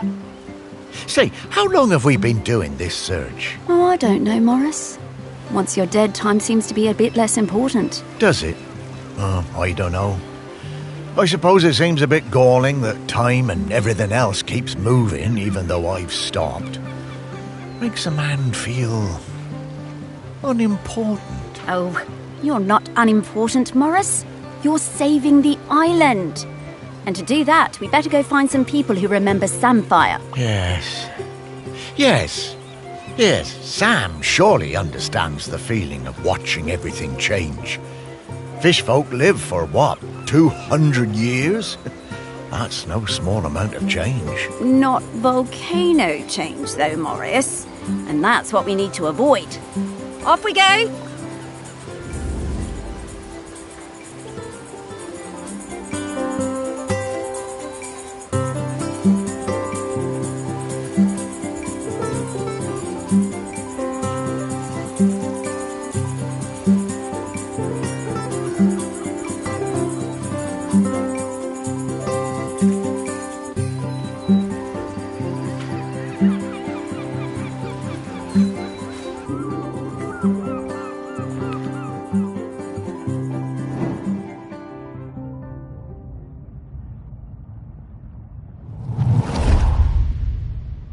I swim with a pod south of the Fire Isles. I believe the Drysiders call the larger one Shelmerston. It's where the ceremony happens for the Drysider who stopped the world from cracking. That's where I first heard talk of toast, and where I met the friend called Samfire. I did not believe it at first, a food which snaps so dry. Then one morning at sunup, I followed the ship and caught a blackened slice as it arced into the water. This was the start of my lifelong love of toast. I saw Samfire on the dry side and came up out of the sea to ask them for toast. They asked me to put on some pants, but I refused to denigrate myself with dry-side fabric. No matter, I had brought some shiny coins with me that I found on the seabed and secreted in my swimming falls. Sam took me to their parents' toast shack, but they refused to serve me without clothes. They also told me that my shiny coins were unsuitable, too old. So Sam lent me some trousers, and I swept the toast shack in return for crispy slices. Sam taught me some of the ways of the Drysiders, but to be honest, I'm only interested in the toast. I never wanted to eat anything else. Sam understood this. I spend my nights swimming through the black waters of the deepest ocean trenches. By day, I come up onto quayside and fill up on the finest crusted seedy bloomer, almost black, no butter.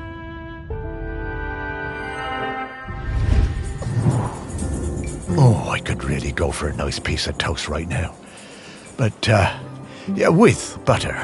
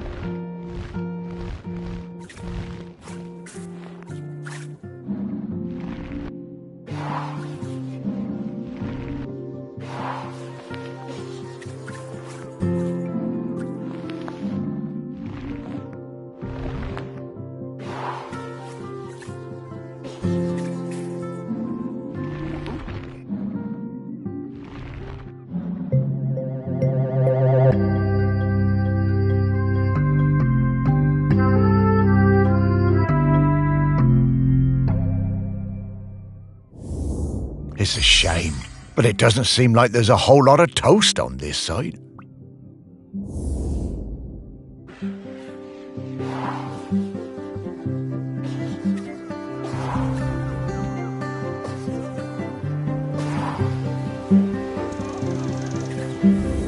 I'm getting the scent of Grenkins again, Morris. I'll pop up to let you know when we're close to one.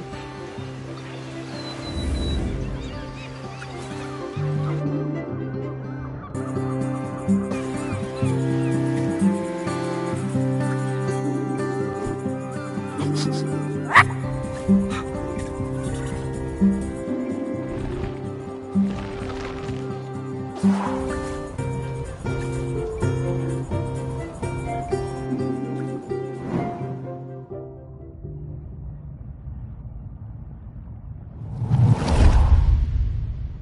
I was a kid, I hated the annual Morlo Cull. I was kept away and found excuses not to be there. Then, aged 10, my dad marched me down to the beach with other men and put a knife in my hand. It was the worst day of my life. I saw Morlos slit from jaw to belly, more blood than you could imagine. I didn't sleep for months after.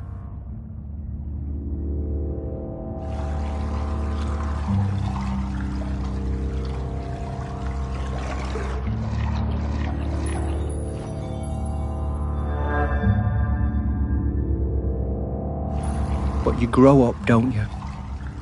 I never felt it right that we was killing Morlos, but what could I do about it? I was just a fisherman.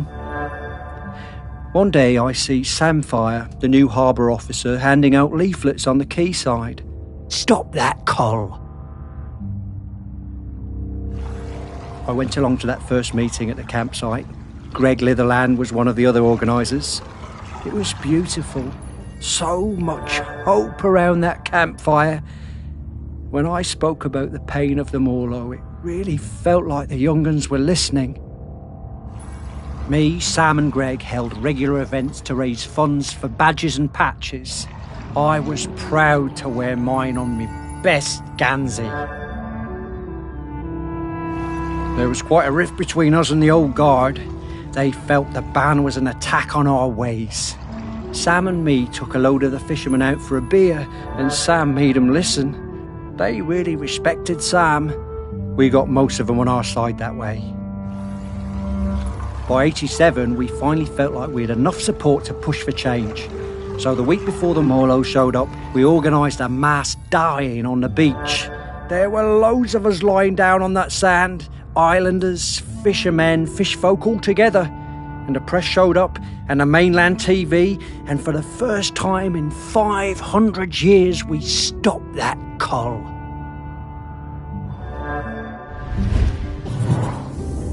I'm so glad we don't do that cull anymore. I was proud of Sam and that lot when they finally made the old uns see sense. And, well, I did my part. Held a lot of those early meetings at the museum, we did.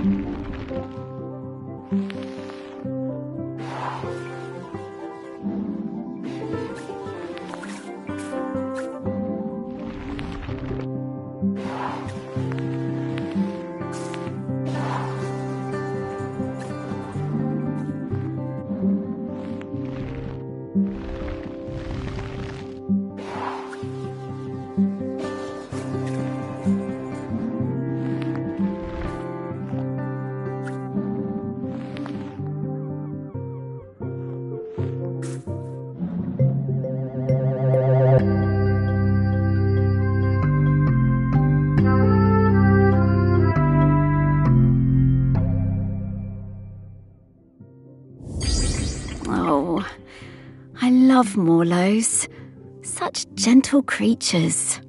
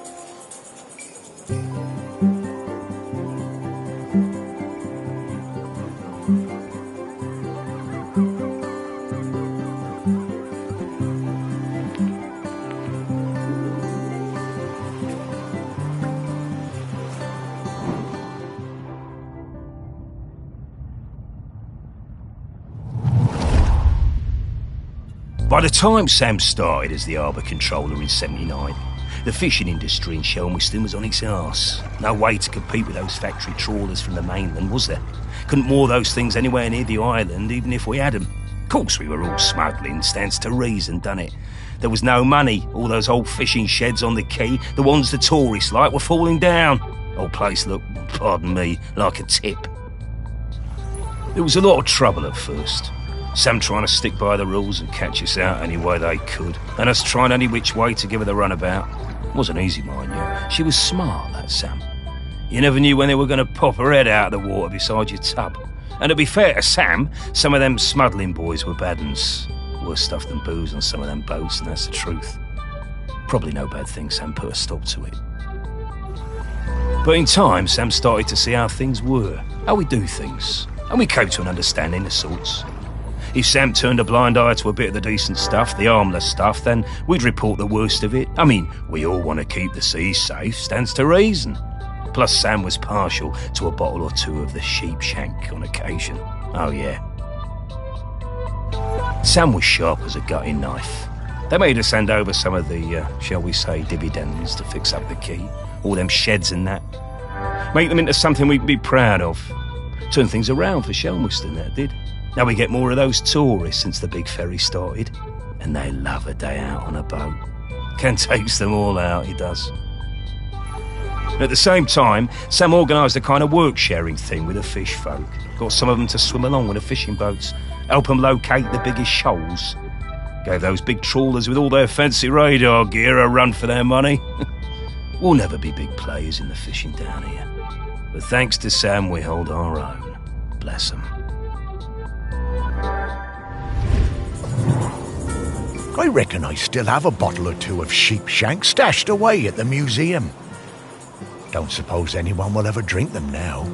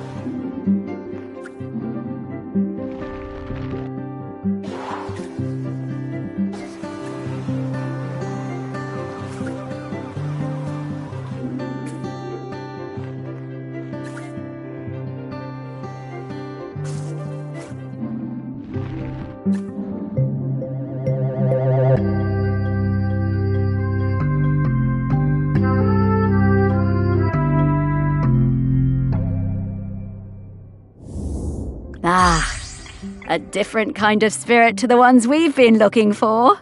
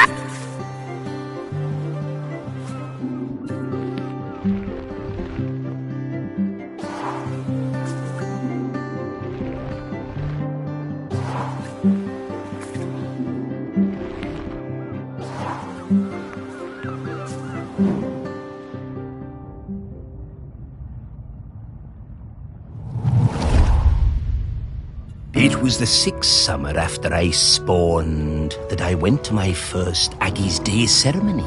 You know, Aggie, the dry cider who saved the world from cracking in two. We don't go on land until we're 6 years old. It's all swimming, wafting around. Standing up is hard at first, the weight distribution. Anyway, I went up dry side for the ceremony, and that was where I first met Sam. It was so loud and hot out there, all that shell blowing. I was bored, and my body felt dry and heavy. I was too young, really. There were souvenir stores selling bracelets with little stones of polished lava. I wanted one so bad I would not shut up about it.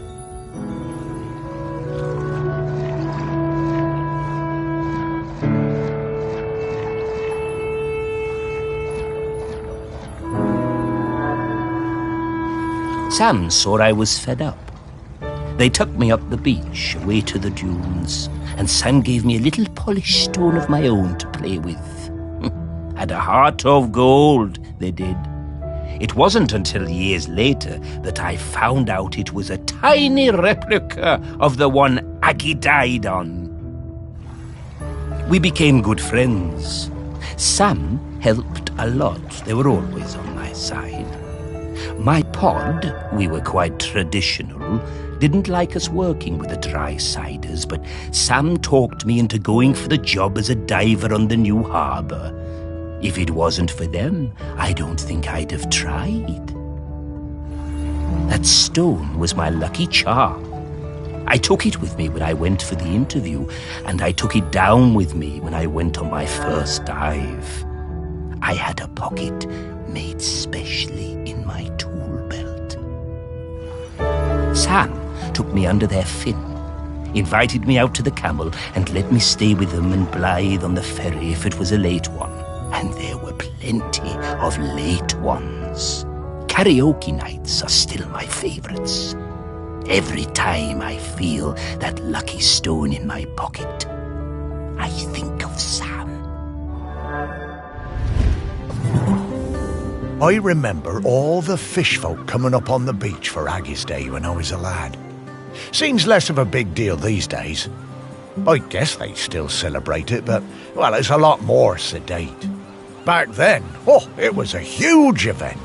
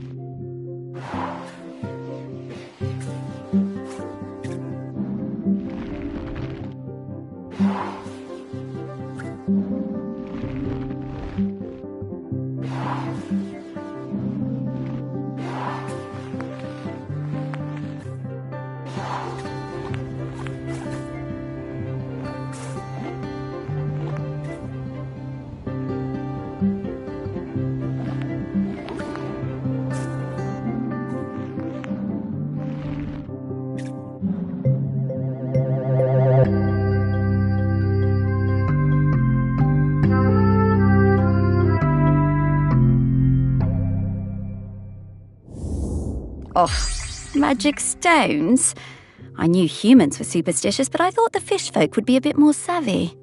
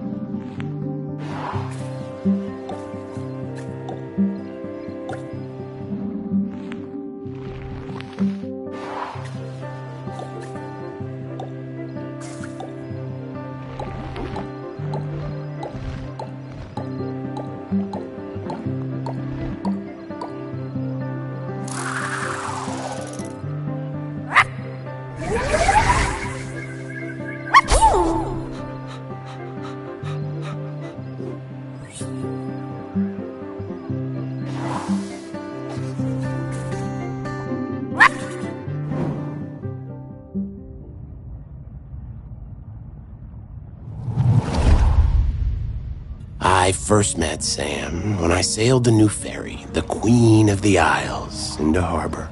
Of course, I'd heard of the fish folk, but I'd never met one. Sam was an amazing pilot, knew the waters better than any boatman. It was strange, steering a course for someone actually in the water, but we never went wrong with Sam to guide us in. Next time I was in Chelmerston, we went for a drink at the Camel.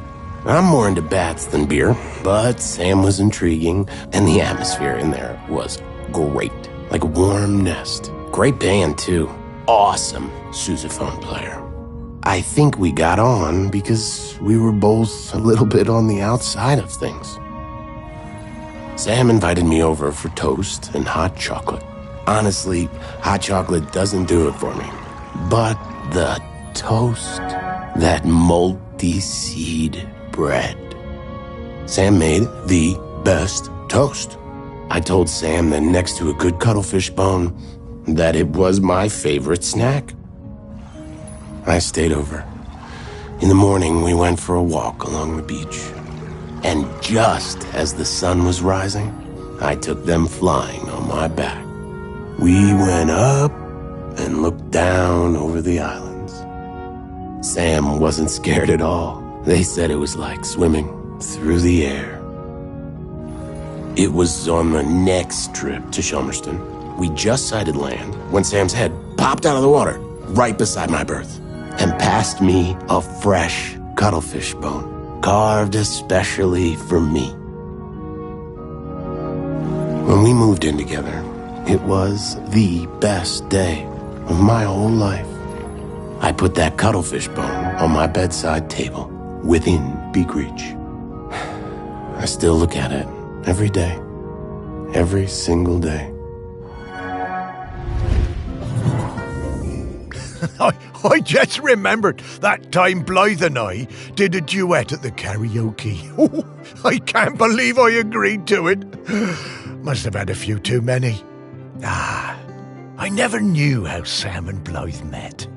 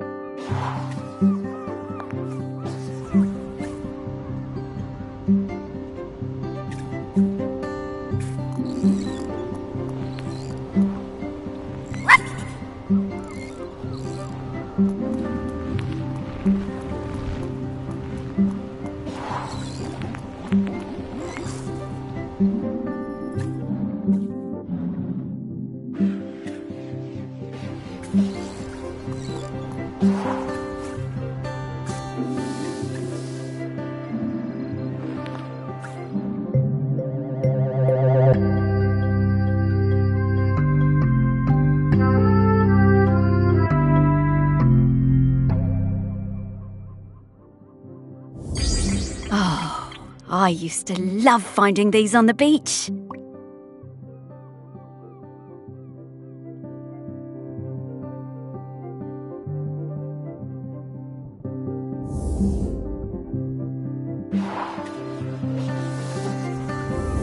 Oof, Sam. This is an easy scent profile. I'm coming, Sam.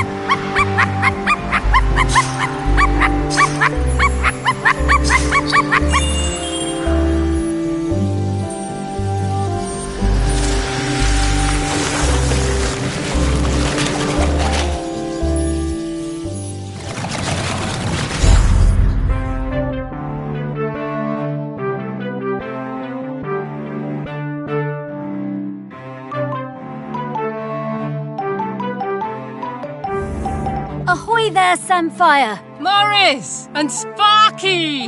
Oh, lovely to see you both. What can I do for you two? Well, we wanted to ask you something. It's about Aggie. She doesn't have long left now, does she? Poor thing. No, not long at all. We were hoping you might replace her as custodian. Oh, Morris.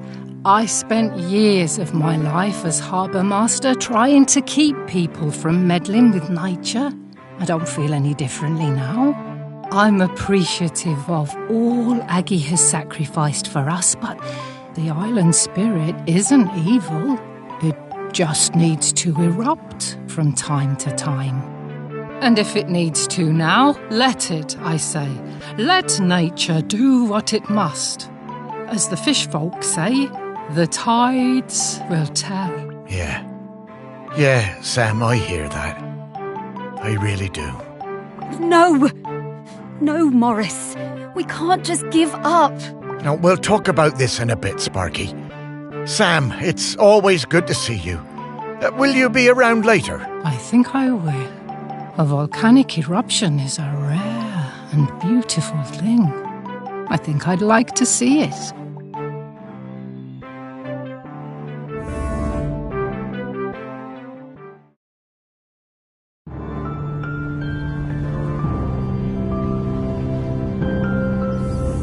Okay, we just need to talk to Aggie. She'll know what to do. No, Sparky. I've been thinking about it, and I think Samfire's right.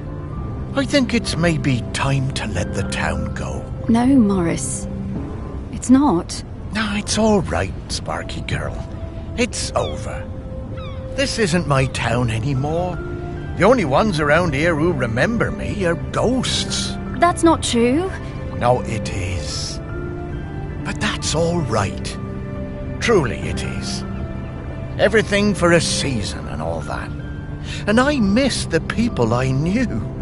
The people who've moved on. I want to see them again.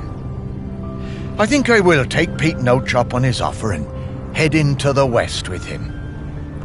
Shelmerston doesn't need Morris Lupton any longer. Morris Lupton, you will not give up. You have been granted a precious responsibility and you will honor it.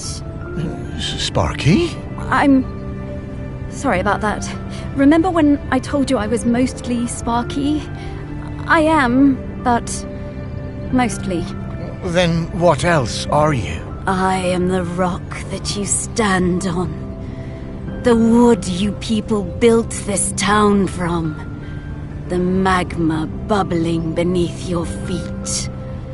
I am Shelmerston. And right now I want to erupt. But I have also made connections to the things that live here.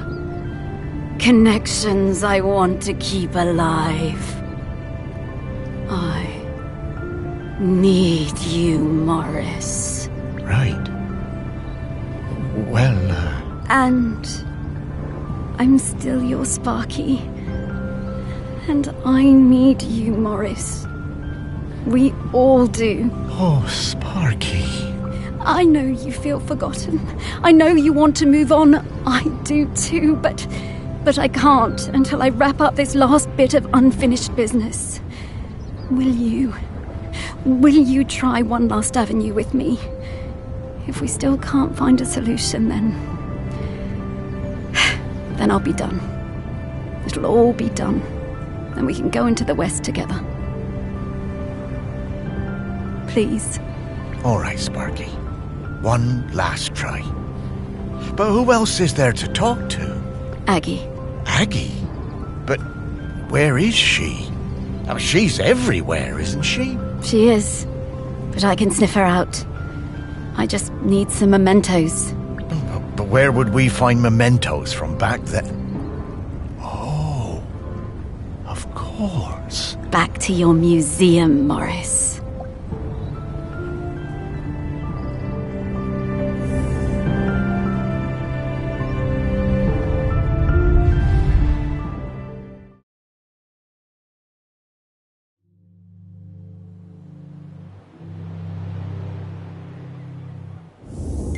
Ah, well, it's reopened. Well, I suppose that's good. You need to keep up the footfall. Everything has to move on. Well, yes, but, it is still your museum, Morris. It wouldn't be here without you. It was never my museum, Sparky. It was Shelmerston's. It's changing, but, I think it should. So, what happens now? How do we find 4,000-year-old memories? Come with me, Morris. There's one more thing I ought to show you. Okay, Sparky.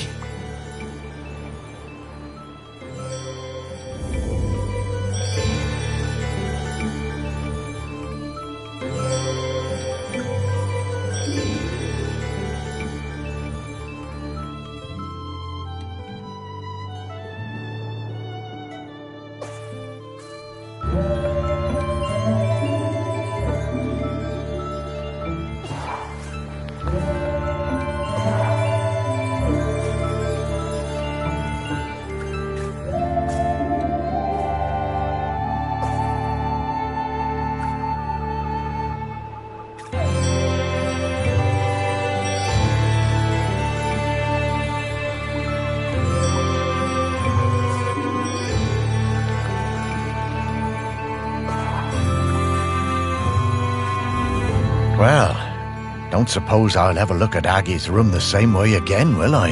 Morris, take a look at those skulls, please. The skulls? Well, they have memories inside them? Oh, that's rather morbid, Sparky. Not quite. Look, I didn't explain this before because I felt things were confusing enough, but that slicing is a bit more powerful than I've led you to believe. Oh, well, what do you mean? Well, we aren't limited to memories of people who are alive. People are bounded by time, but memories aren't. Check it out.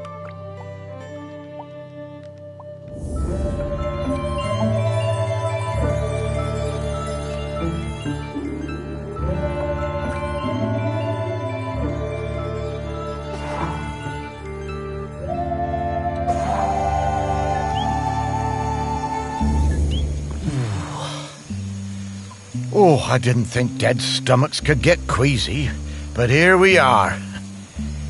Where are we, Sparky? When are we, Morris?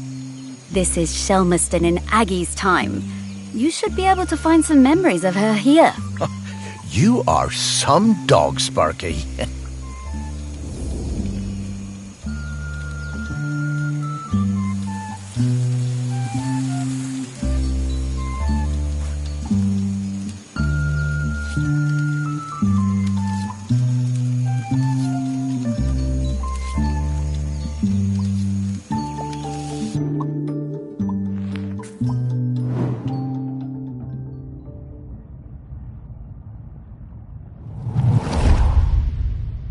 It was the worst night in the world when Aggie was born. It began in the old village, the one swept away by the rivers of fire. The ground shook and the earth split open and spat sparks. The sun hid and the huts burst into flame as we fled. I thought we would all die, everyone washed in the burning orange death. And Aggie's mother howling with the pain of the child coming. We made it as far as the cliff top by the sea. The mountain was still roaring and roaring. The rock ran in rivers toward the sea. The air smelled of death and poison. But Aggie was perfect. Small and angry, her tiny fists pummeling the air. I used my knife to cut the cord. We chose a spot for the new village closer to the beach. The burning rivers cooled to pumice and black glass.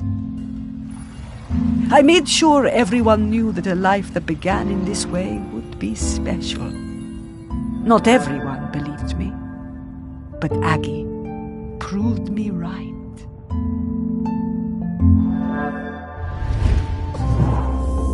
My goodness. Giving birth like that must have been awful. What a terrifying situation. So, where do you think that knife is? Should we look around here, or...? No, I'm pretty sure I've seen that knife before. Back at the museum, I reckon. Okay, Morris, let's go.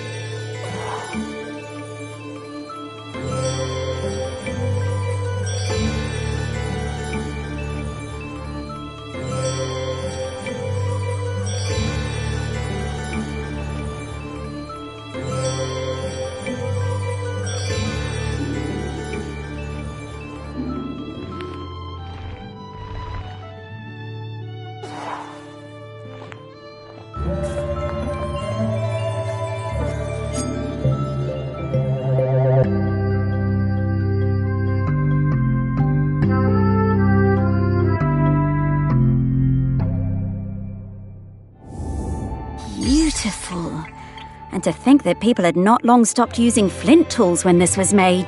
There is so much history in this knife. Ooh. I'd love to see what else it got up to.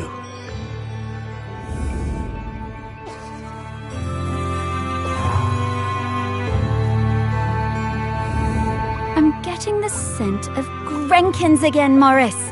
I'll pop up to let you know when we're close to one.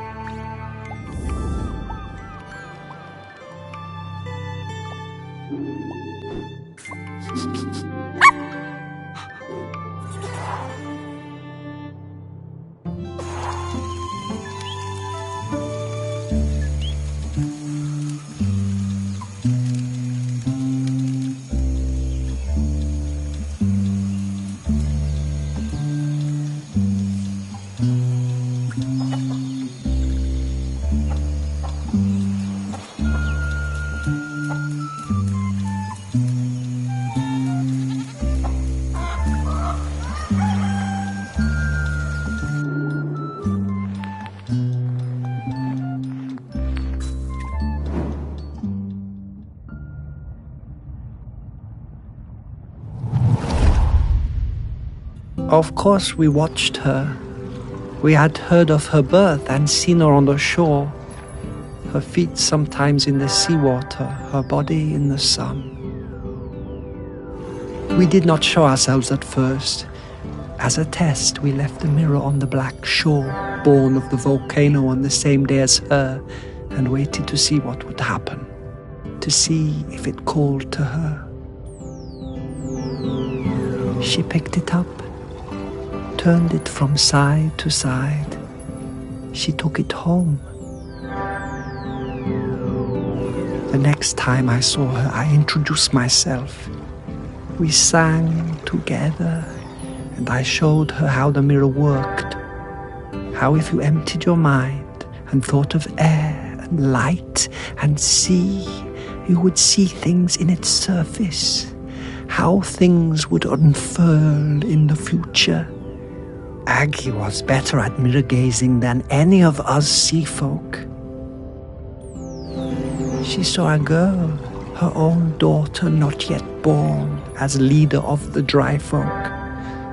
I told Aggie to keep on gazing into that mirror, that one day the island would need something more than a leader.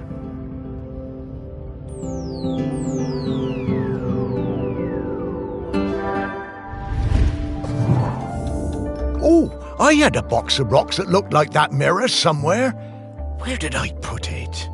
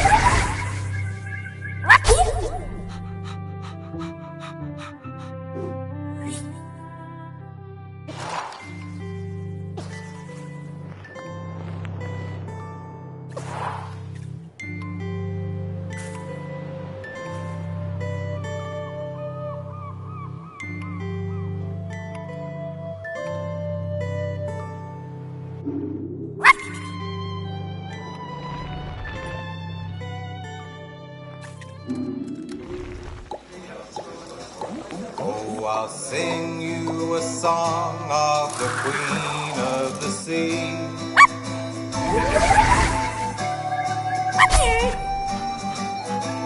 Of when I first met her and when she first met me.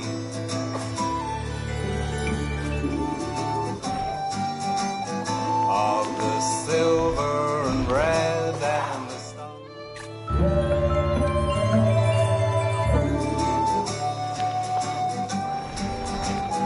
of my father.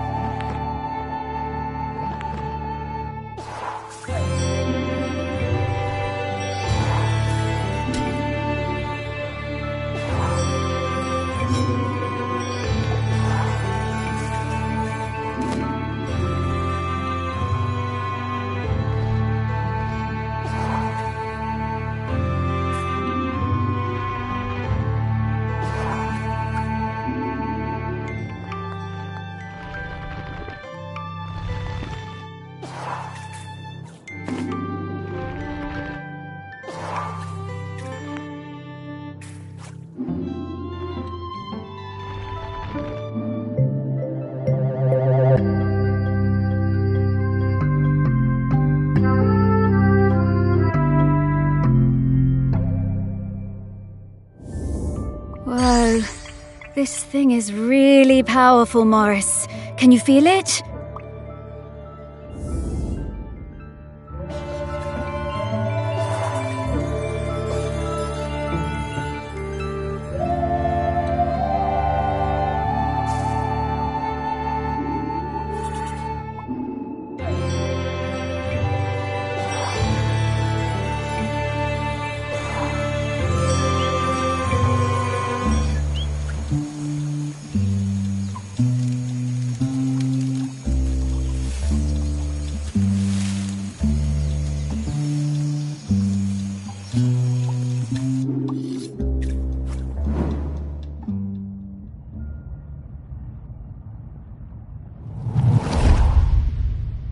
I was always fearless.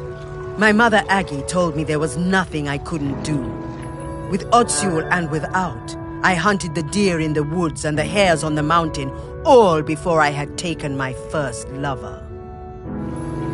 And younger still, one time Aggie had me knock her tooth out when she was in terrible pain. I didn't mind even when the blood poured out. It was easy for me.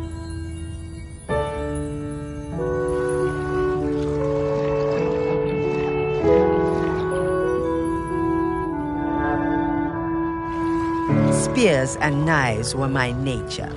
Death and courage were my meat and drink. I knew about Aggie's mirror, of course, but did not believe all of it.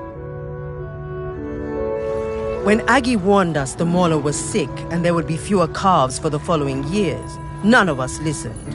It was to be my first cull. I wanted their blood. It was my nature.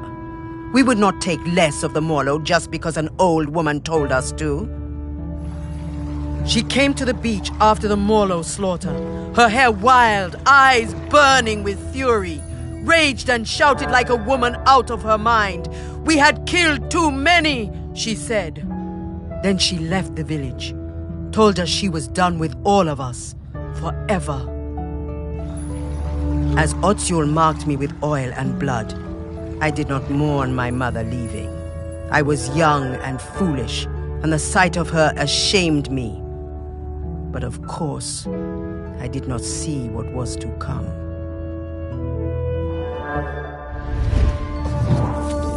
To think that they were still having the same arguments about the Morlo way back in the Bronze Age. Aggie must have sensed the trouble ahead. Maybe she was trying to find a way to prevent it.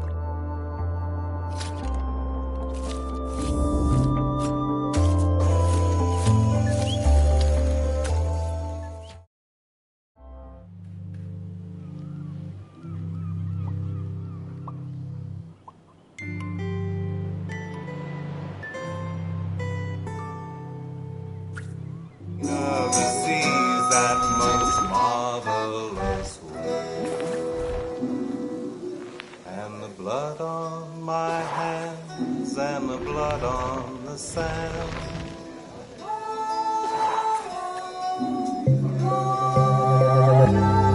Was the blood that I left and that made me a man. What a beautiful object. Delighted to have it in our museum. Of the Isles, both the short and the tall.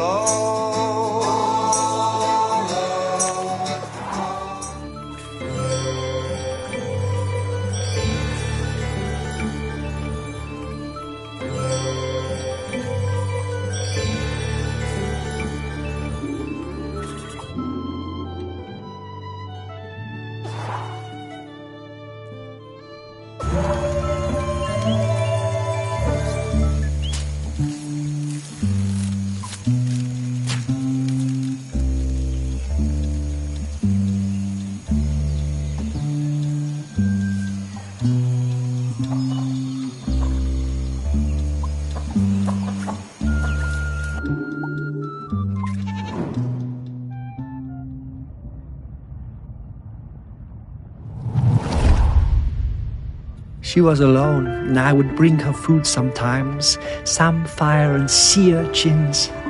She would make dry food, and we would eat it together. textures unlike any we knew that broke apart in your hands and in your mouth. We would sing together, make tea together. We became her family. The dry folk left her alone.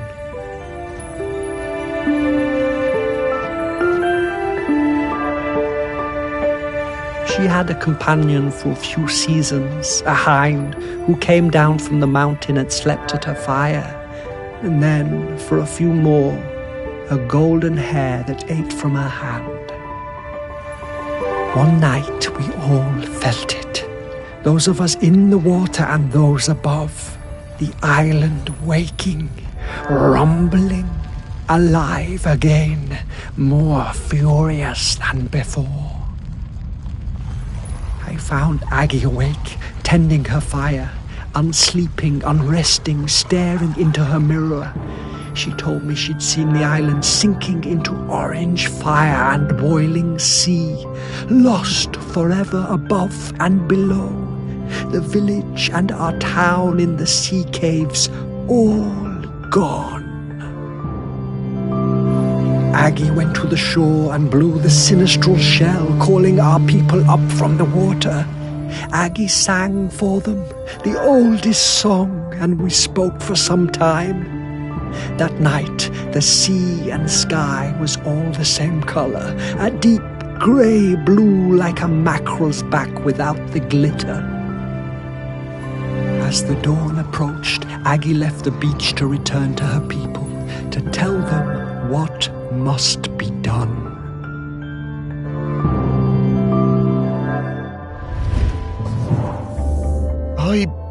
I'm not sure I want to see what happens next. We have to, Morris.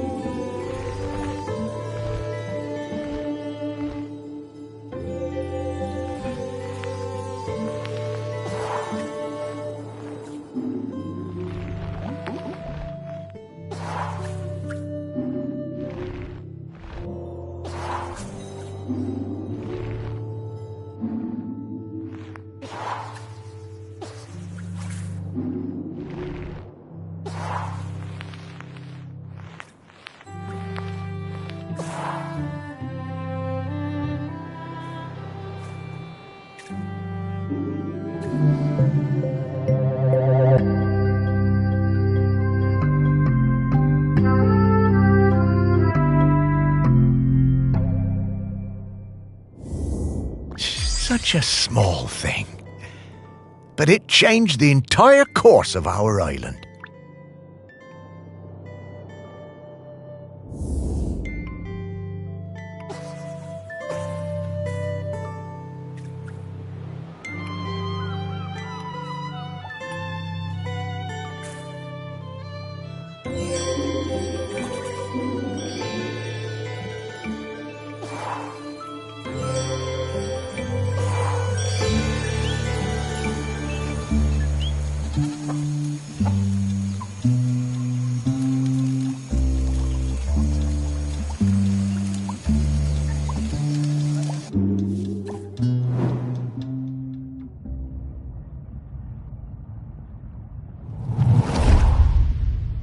We heard the shell and knew Aggie had returned.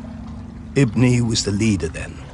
It had taken many seasons, more than we would have liked, but there were finally enough Morlo again and our village was growing. We were strong. Some of the younger ones didn't know Aggie and didn't want to hear her, called her a moon-shotten crone, but Ibni looked in her mother's face and saw the truth of it. The end would come. The earth was growling again. There would be hot rivers of death and clouds of poison. But Aggie brought us the answer. She would give herself to the island. Ibni's voice shook. Surely a deer or a goat would be enough. The year's finest, blackest calf. Aggie cast down her eyes and shook her head. We all knew. I offered my blade, but Aggie turned me away. She took her knife that had cut her own cord the night the volcano last erupted and wrapped Ibni's fingers tight around the bone hilt. It must be you, Ibni, she said, and it must be now before the sun comes up. This day, this morning, or we are all gone. The village, the people, the island. Aggie embraced her daughter. Ibni whispered something, but I could not catch the words. Both women's faces shone with tears. Aggie sat on the ceremonial stone, the tears streaming now from all of us.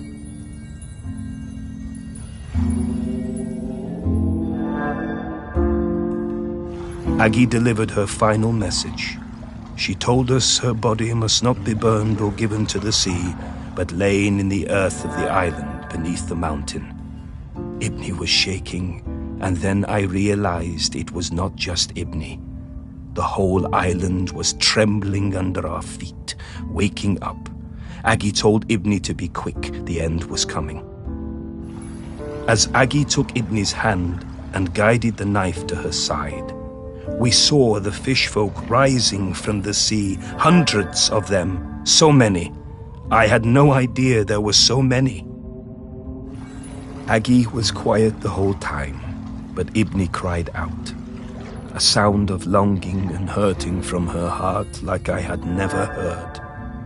Then she fell silent, and as Aggie's life poured from her body, the island and everything on it fell suddenly still, utterly still. We wept then, in sorrow and relief. Then the fish folk were among us, countless, numberless. One embraced Ibni, holding her up as it seemed her own legs might give way. When the sun came up that day, land and sea folk stood together for the first time, talking and singing the old songs, Aggie's songs, together. Ibni and the fish folk took Aggie up onto the mountain. They laid her in the peat alongside the knife and all the things she would need on her journey. Ibni watched over Aggie for days afterwards.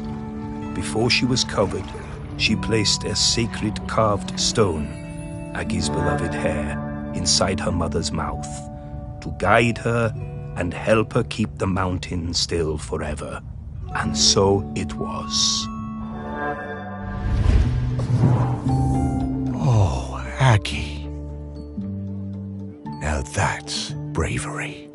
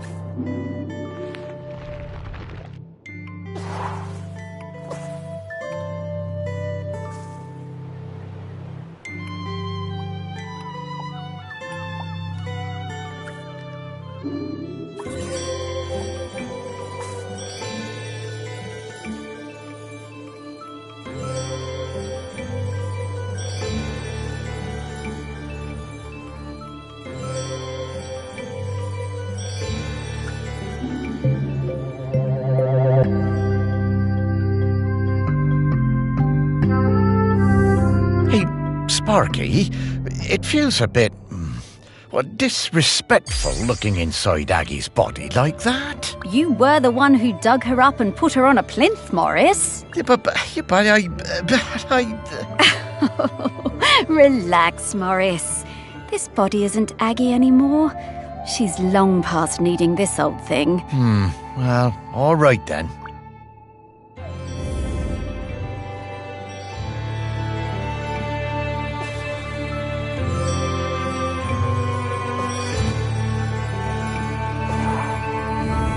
Okay, Morris. I'll level with you. We absolutely didn't need to find Aggie's mementos in order for me to sniff her out. She's here and waiting for you. She has been this whole time. But then, why did we need to visit the Bronze Age? Aggie thought it was important for you to see those memories, so you would understand her path before you met her. But also, wasn't it cool? That it was. The things I've seen now. Oh, Sparky, thank you so much. To think, for a while there, I was worried that being dead was going to be boring. You are very welcome, Morris. Okay, so, shall we go say hello to Aggie? Yes!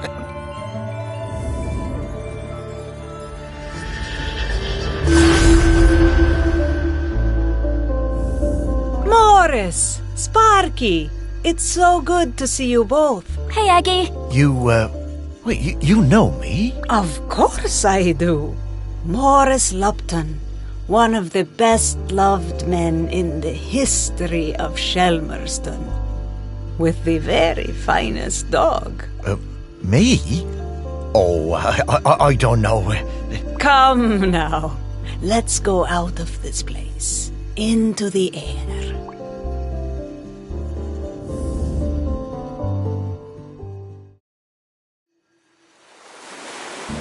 The one part of Shelmerston that looks just the same as the first day I saw it. I suppose it always will. I love this beach. It's always been my favourite beach. I'm gonna go run. Aggie, look at Sparky. She's shining. That's the hope and the joy shining out of her. That's it, isn't it? The point of all of this. It is hope. Home. This island, it chose the two of you just as it chose me. And where will you be heading now? Heaven or something? Heaven? What's that? Well, I don't quite know how to explain it. But to me, it would be an awful lot like this beach. I don't know where I'm going, but I'm hoping to see Ibni, my daughter. It's been a very long time, but I remember her. We never forget the ones we love, do we, Morris? No, I don't suppose we do. I think she wants something, Morris. Huh. Would you look at that? I just found a tennis ball in my pocket. Here you are, girl.